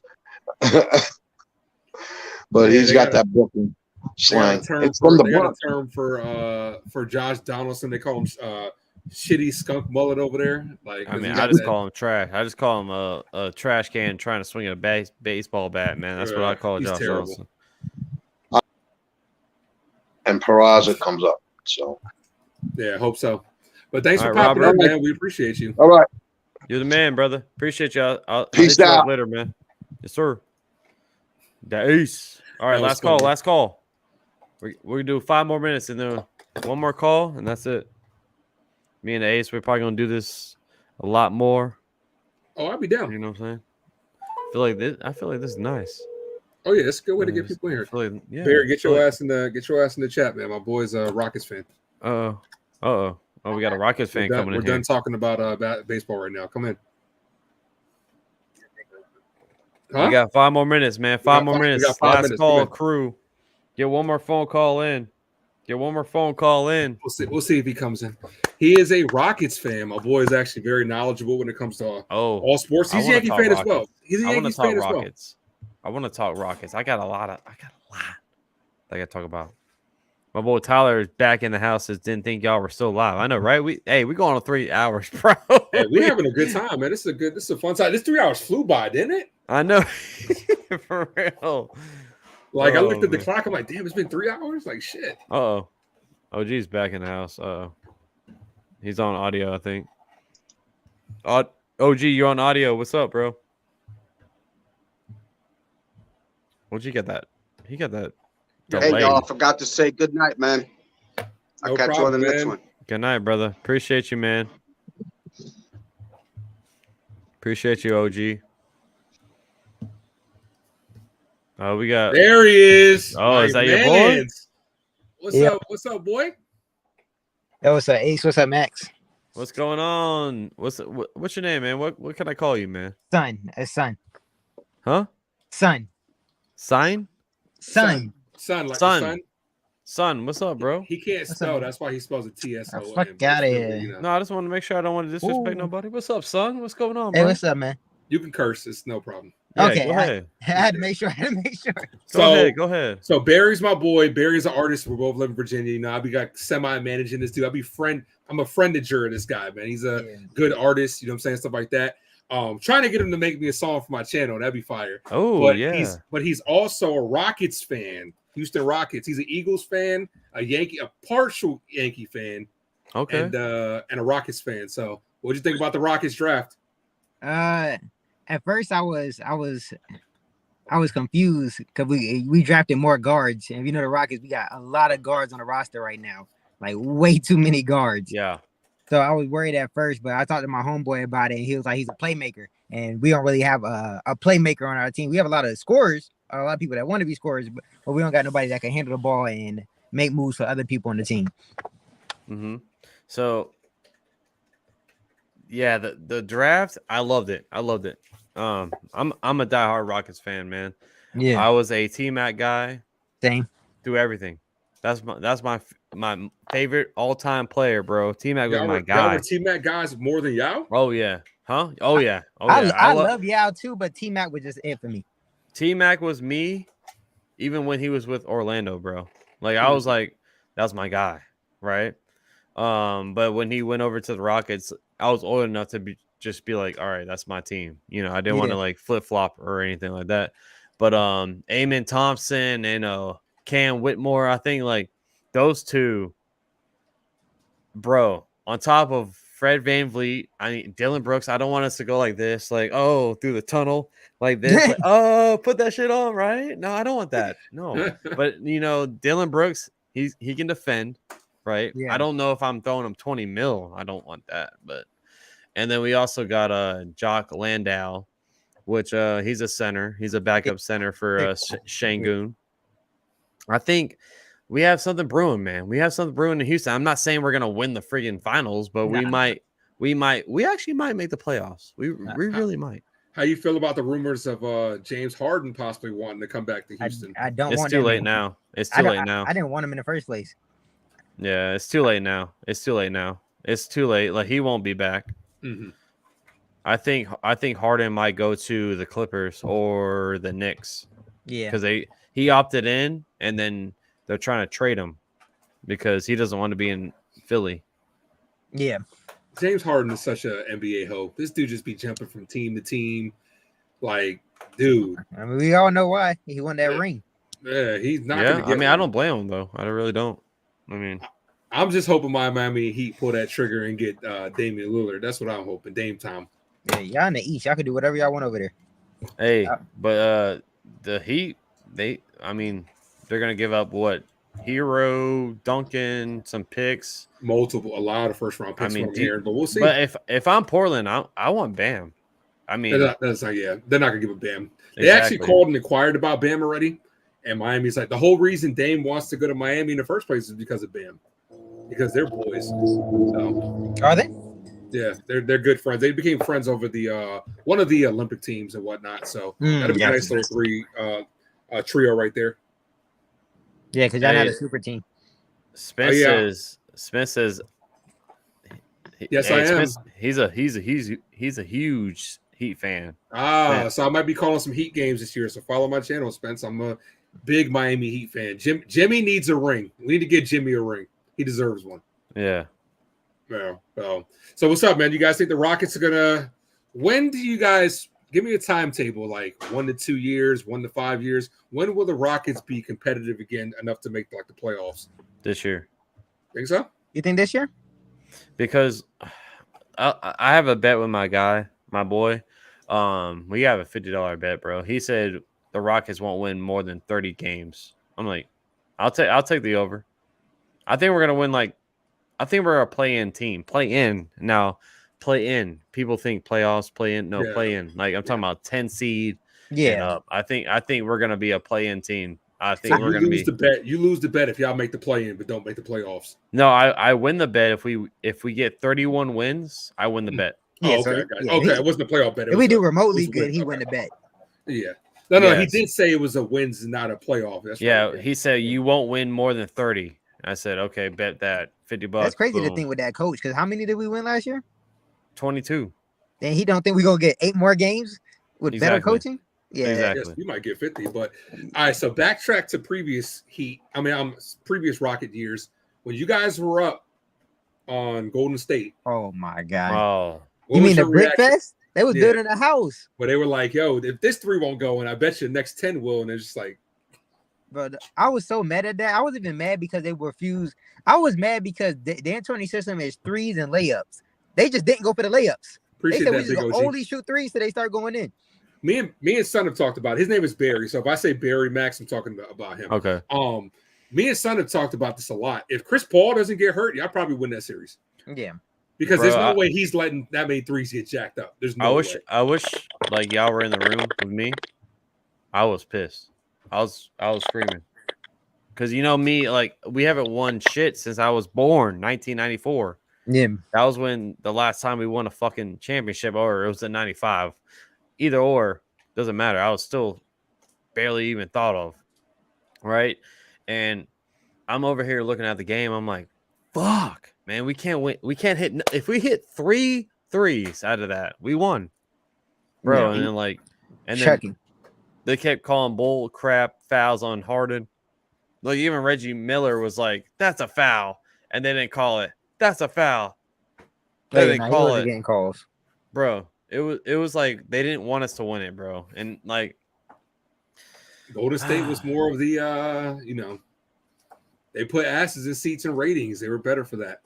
Nah, the fact that we broke the record for most missed threes in a row is crazy. Oh yeah, bro. We missed so many threes. Oh my god, bro. At a And point, you just start doing layups. the fact that we only lost by 9, or was it 9 or 8? Like I forgot, but like we should have lost by like 40. Yeah. Like it shouldn't even been a contest, honestly. The fact that we were missing every single freaking throw or 3-pointer. Like So Max, were you all in on Wembanyama? Because I know Barry was hoping to get in the Wembanyama sweepstakes with the Rockets this year. I was all in, and I had a feeling we weren't gonna get him because like the Rockets have been trash for 3 years now. We haven't got a number 1 draft picks. Like I wanted Paulo, we didn't get him, right? Mm-hmm. Oh shit, Barry's gone. I'll put him back when we get him. Mm-hmm. But I wanted Paulo. I wanted freaking Wembanyama. Like, imagine the team, bro. Imagine the team with Jalen Green, because I wanted Jalen Green over Cade Cunningham or Cunningham, whatever the hell his name is. I wanted Jalen Green. There he is. He's back. And I wanted him, Jalen Green, and Victor. Imagine that team, bro. Paulo, Victor, Jalen Green. Barry, you good? He's going through the multiverse over there. He's on 2G over there. That's why he's No, he's at the multiverse right there. He's going through the Spider-Verse. That was a good movie. It was great. You're not wasting your time on the Flash, is you? No, I'm not watching that crap. You said I'm going off you, bro. You told me not to watch it. Yeah, it was crap. Dude, they're already taking it out of theaters. They're done. They took it out. For real? Yep, it's being taken out of a lot of theaters. It's only a week 3. Wow, that's crazy. Exactly. So, is he still in the waiting room? He's in here. He's in here. Barry, you on 2G, bro? You going through that dial-up? Now you're on mute. Can't hear you. You on mute. Now you on mute. Head ass. That's a face right there. You got to screenshot that one. Face ass. Yo, you good? Yeah, he's on mute. Yeah, you on mute. Nah, I think it's his service because he unmuted it and then muted it, but we can't hear you, bro. Womp. He'll figure it out. We got 12 left. We got one more phone call. Might as well take it at 3 hours. We got about 4 minutes, so might as well take it at 3 straight hours. Link is up right there. Me and the Ace will be doing this. Shit. Let's do this every fucking week. I'm down. You want to do it on Sunday nights? I'm down. Yeah, Sunday nights. Every single night. Oh, your boy's looking like he's good now. Barry, you good? Can you good? We can't hear you. What did you do? Are you on your car phone? What did you do differently? Because you turned your car. Were you on your car phone before? Oh, 1 second. Okay. And you know what's crazy? He worked at Best Buy. He's supposed to know technology. Right? Last call, man. Last call. For alcohol. Let's go. Last call in. Hey, if you have any issues with the Yankees, the Giants, because my boy the Ace, he's a Giants fan. He'll let you know. Packers, Rockets, Heat. Packers, yeah. Sports. But mainly Football it's the Yankees. Season. I'm excited for that. You calling well, I know you usually call all sports. Are you calling specifically the Packers this year or No, I can't call it, man, because for football, I watch it with my homeboys, and like I'm usually like not home, but like for the play, like the primetime games, I'll be there. I'll be home and calling them. Is it fixed? Yeah, we're good. We hear you. You're good. There you go. Speaking of football, he's an Eagles fan, so. Oh, sheesh. Fly, Eagles, fly on team? the road to victory, right? What's your team, Max? I'm a Packer fan, man. Go Pack, go. How you think Jordan Love gonna do? I think he's gonna be a lot better than people think. I think he's going to be. I'm not saying we're going to win the Super Bowl, but I think we're going to be a competitive team. I really do. I think he could be top 32 quarterback. Wow. I mean, come on, man. Come on. Imagine if he was 33. Hey, listen. There's one Listen backup that's better. I have a morning show for football season, and I want y'all to be a part of it. Bet. Because I promise you, Jordan Love is going to be him. I don't know about him. I don't know about him either. He might be heat, but I don't think he's gonna be him. Hey, listen, we're gonna go 10-7. Oof. Ooh. I'm gonna bring Max to the channel. We're gonna talk about all Packers stuff. Because remember, I want you to break down every single game. Remember how weak our division is. We have the Bears, who's like they made moves, right? They're not good. We have the Vikings. Have the best quarterback in the division. What? Justin Fields is. Gosh. Yeah, honestly, who is it between for best quarterback in that division? Kirk Cousins, first Cousins. No, it's Jordan Love. It's okay. Jared Goff. Get the hell out of here. Jared Goff. Let me tell you, I think the Lions will be improved. I think the Lions. Jared Goff might be the best quarterback in that division right now. Jared Goff, because he had a crazy year, definitely about mid-season last year. Yeah, I mean, I think the Lions have the clear. They're the clear favorites to win the division. The Vikings. I love Justin Jefferson. Yeah, Justin Jefferson. I love him. And then they got rid of fucking Dalvin Cook. Yeah. What? You know, like why? Why would you do that? But they got Jordan Addison. That kid is nasty. Well, Alexander Madison, but like, no. Oh yeah, they do have Jordan Addison. Yeah, Jordan Addison is nice. Yeah. But I'm talking about the run game. Would you Madison, would you much rather have fucking Dalvin Cook or Alexander Madison? Like, come on. Advanced metrics, Cook's statistics was dropping. Like, there's a lot of touchdowns he could have had. He was faster, but he lost a step. So they was like, they see him on a decline and they're getting rid of him early contract. Because if you rather get rid of him now, or if you see him decline and wait the next year, take that pay hit, then get rid of him. Especially because running backs are expendable. We're going through the same shit with Saquon Barkley. Like, do you really want to pay a running back top dollar when it's a hold on. That's the ace. I'm going to talk to you about this. What are your thoughts about the whole Saquon? Because I feel like hold on. Because I feel like you definitely have to re-sign him. You definitely have to pay him. Yeah, I agree. This is the thing. We have to bring back Saquon for multiple reasons. One, he's our best player, and two, we're trying to rebuild a culture.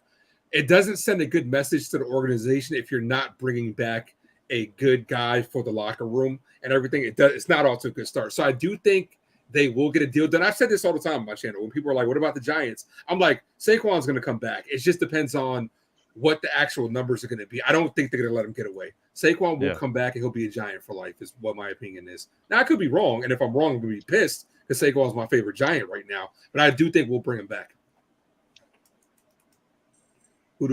Robert says, who does Cook go to? The Jets, the Ravens, or the Eagles? I could see the Jets. Why? I don't know. They got too many fucking receivers. Yeah. I don't think the Eagles. I think we might take him because we need a speed guy. That's the only reason I see us taking him. I don't think it's likely though. He would be low key a good fit in the Ravens though. Yeah, because they need the most wide receiver help out of all those teams. No, he was talking about that. The answer was for Dalvin Cook, not wide receiver, bro. What are you talking about? Oh, that might be. That's why I said Jets. Yeah. Why don't we go to Eagles? That's what I said. I don't think the Eagles. Yeah, well, the Eagles they had rumors that they were trying to get they were Derrick Henry. Derrick Henry. They were trying to get Derrick Henry. I'm glad that fell through. I did not want that man. Well, they got Swift though. DeAndre Swift is over there with the Eagles, so I think Swift fits their system better because he's a good pass catching back out the backfield. So I think he fits that better. It just depends on how healthy he can be. We all know he's had his injury problems. Max knows he's been in that division the whole time. He's always injured. Hey, DeAndre Swift is a fucking beast, bro. Like, he is a beast, but he can't stay healthy. Dude, my first year drafting him in fantasy, in week 1, he dropped the game-winning touchdown that would have got me the win, and I was like, bro. Yeah. Come on, damn. Well, Yeah, but the Eagles, I hope they fall on their faces this year. They went from having the easiest schedule to literally the hardest schedule. We got a comment from Facebook. David says my Cowboys is going to put a whooping on those Giants first week of the season. Uh-oh. So you think. There we go. So you think. That's for you. That's make for sure, you, Dave. Make sure to subscribe to my channel so that way when we beat y'all, you can come in there and give me a public apology.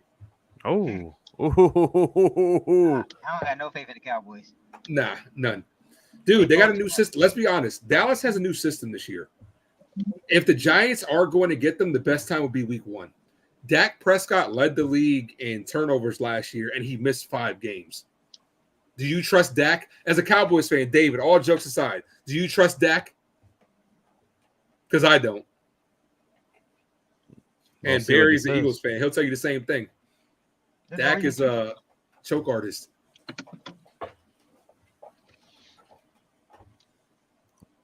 Learn. Don't Daniel Jones got the same amount of playoff games as that man? Pretty much. He's been in the league a lot longer. So we'll see what happens. I just can't wait to. I hope David subscribes and comes in week 1. Like, oh man, I'm sorry for saying the Cowboys. Yeah, I'm waiting for the Jordan Love MVP season. Hey, we going, baby. We going to the top. Hey, hey, the Packers hope that he turns into another listen, Aaron Rodgers. Listen, I'm gonna be real. He can't be Aaron Rodgers. I'll be real. We're not going no MVP, but we're gonna be a good team, bro. I'm telling you. I see 9 wins. Huh? Were you more upset? Were you more upset that Aaron Rodgers left, or you lost Devontae Adams?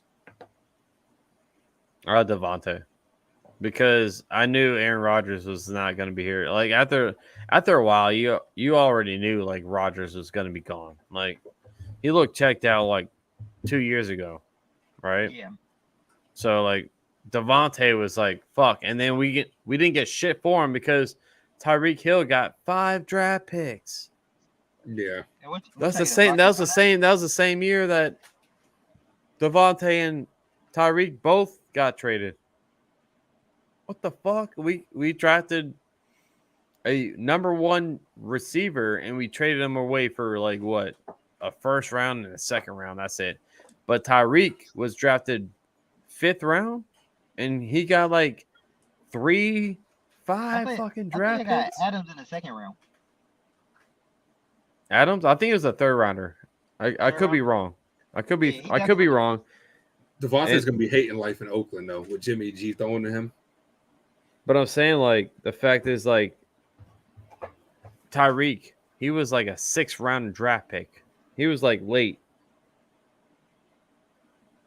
Let me double check. Because I don't want to like spread no false stuff around here. Regardless of what they was taking, I don't understand why y'all gave him up for so cheap.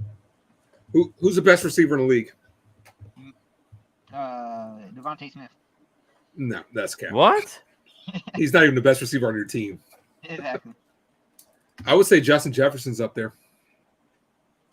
No, he probably best receiver in the league right now. I think it's Justin Jefferson. Yeah, it has to be. Yeah. Adams is up there. Yeah, Madden wouldn't agree. Madden got Adams. Jamar Chase is up there as well. I feel like the only reason Adams isn't first is because this nigga don't. Adams is a 2nd round draft pick. You're right. He was 2nd. All right. Yeah, you're right.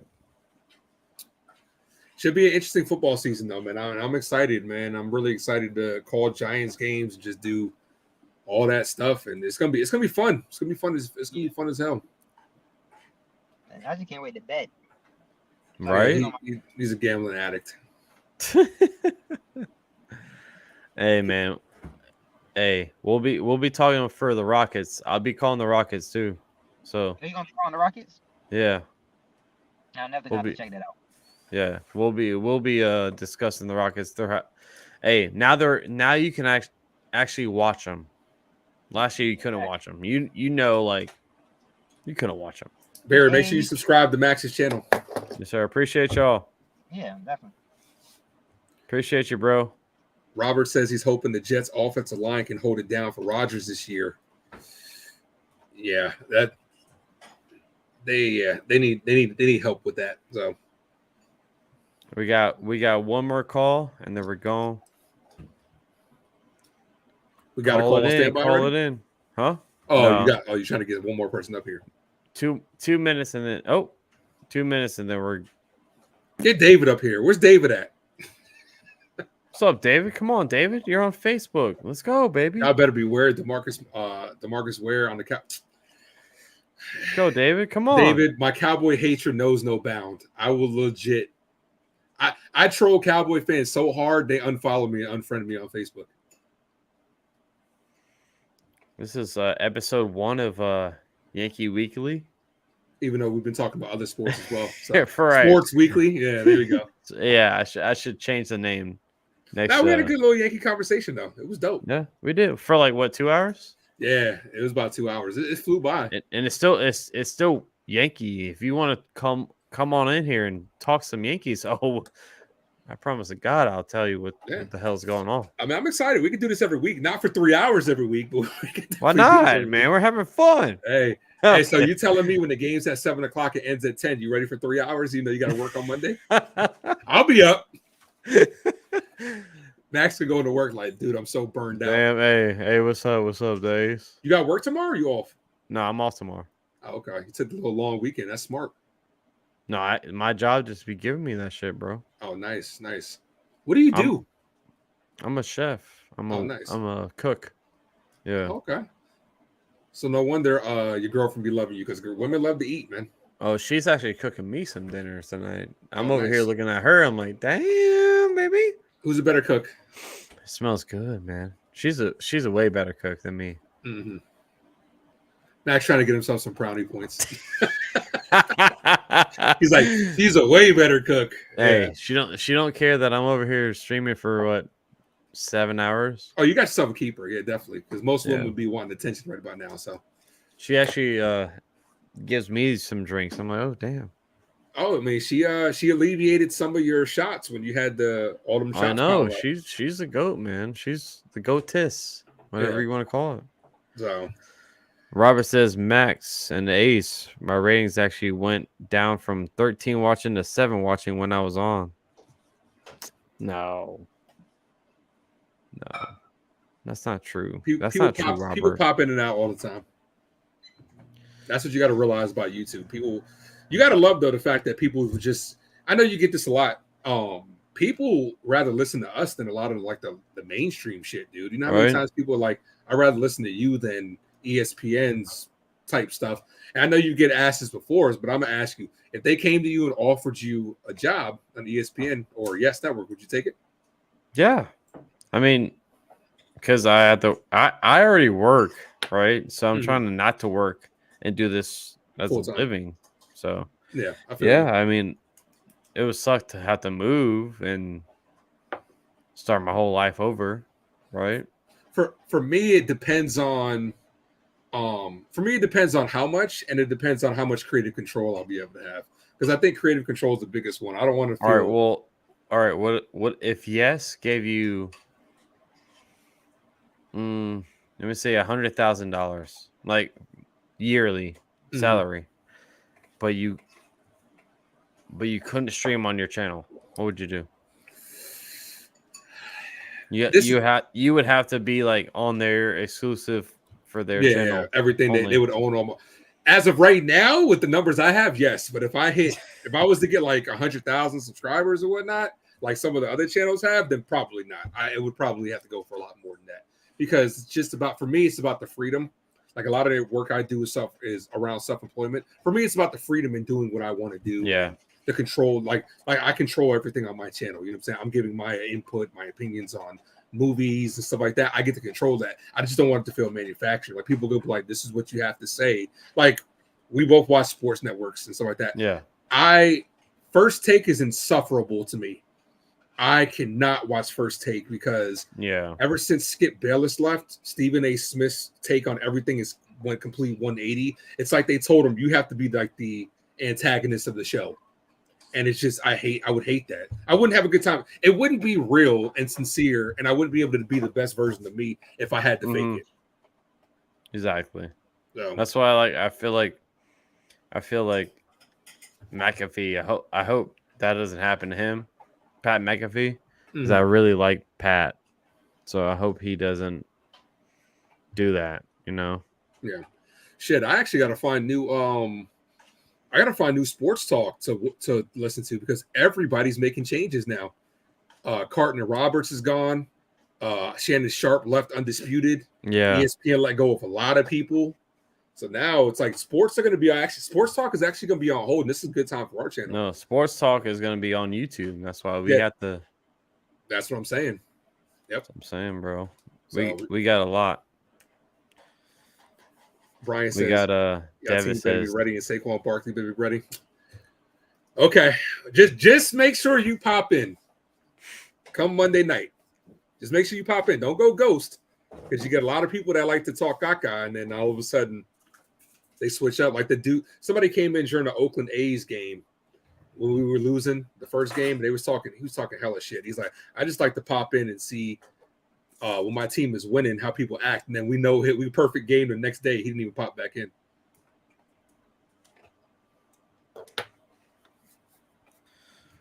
shout out to everybody. We got David Robert Go Kane says Sports Center is good. Yeah, I mean we all love Sports Center, but they are on the downhill. Shout out to my boy the Ace Avenue, always popping in here. Hey, we're gonna make this a weekly thing. I appreciate you stopping in, bro. Appreciate It's you, no man. problem. Hey, hold tight 1 second. Wait a second. Okay, what's going on? Because Robert's over here finessing on a Jay Risen podcast. Come on, Yeah, but he said he also still chooses Max and the Ace, so we appreciate that. I want to drop this during the show to see what happens and what pops up. You see it? Derek, appreciate you becoming a member in the house. Oh, it doesn't tell you I gifted it? Oh no, not on this not on this stream. Oh man. That's what sucks about the StreamYard. I'm on StreamYard right now, bro. So I'll do it. That's what.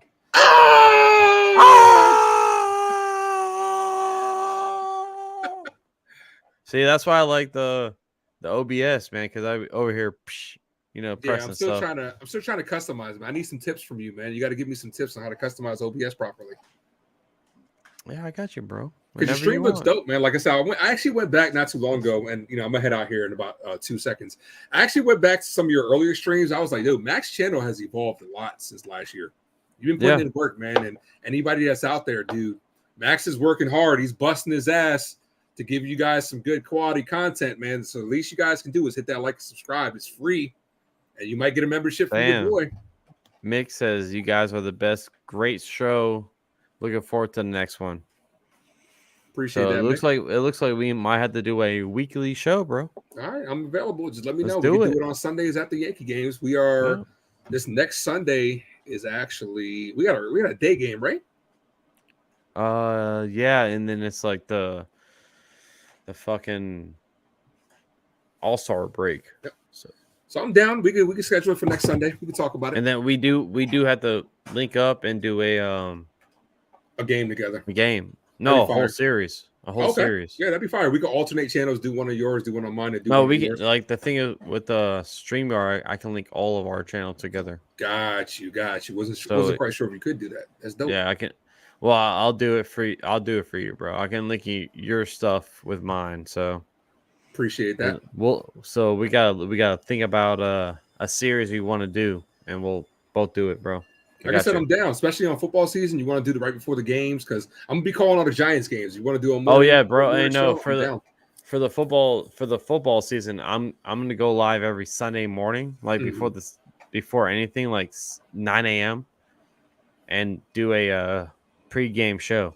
Nice. So because I feel like if it's like 10 or 11 a.m. that's when everyone's doing their like ESPN and like Fox and all them, like everyone's gonna be watching that shit. So yeah. So if you want to come on in, unless we take over and they don't watch them no more. Exactly, bro. So that's why we gotta do that shit. So all right, y'all. Man.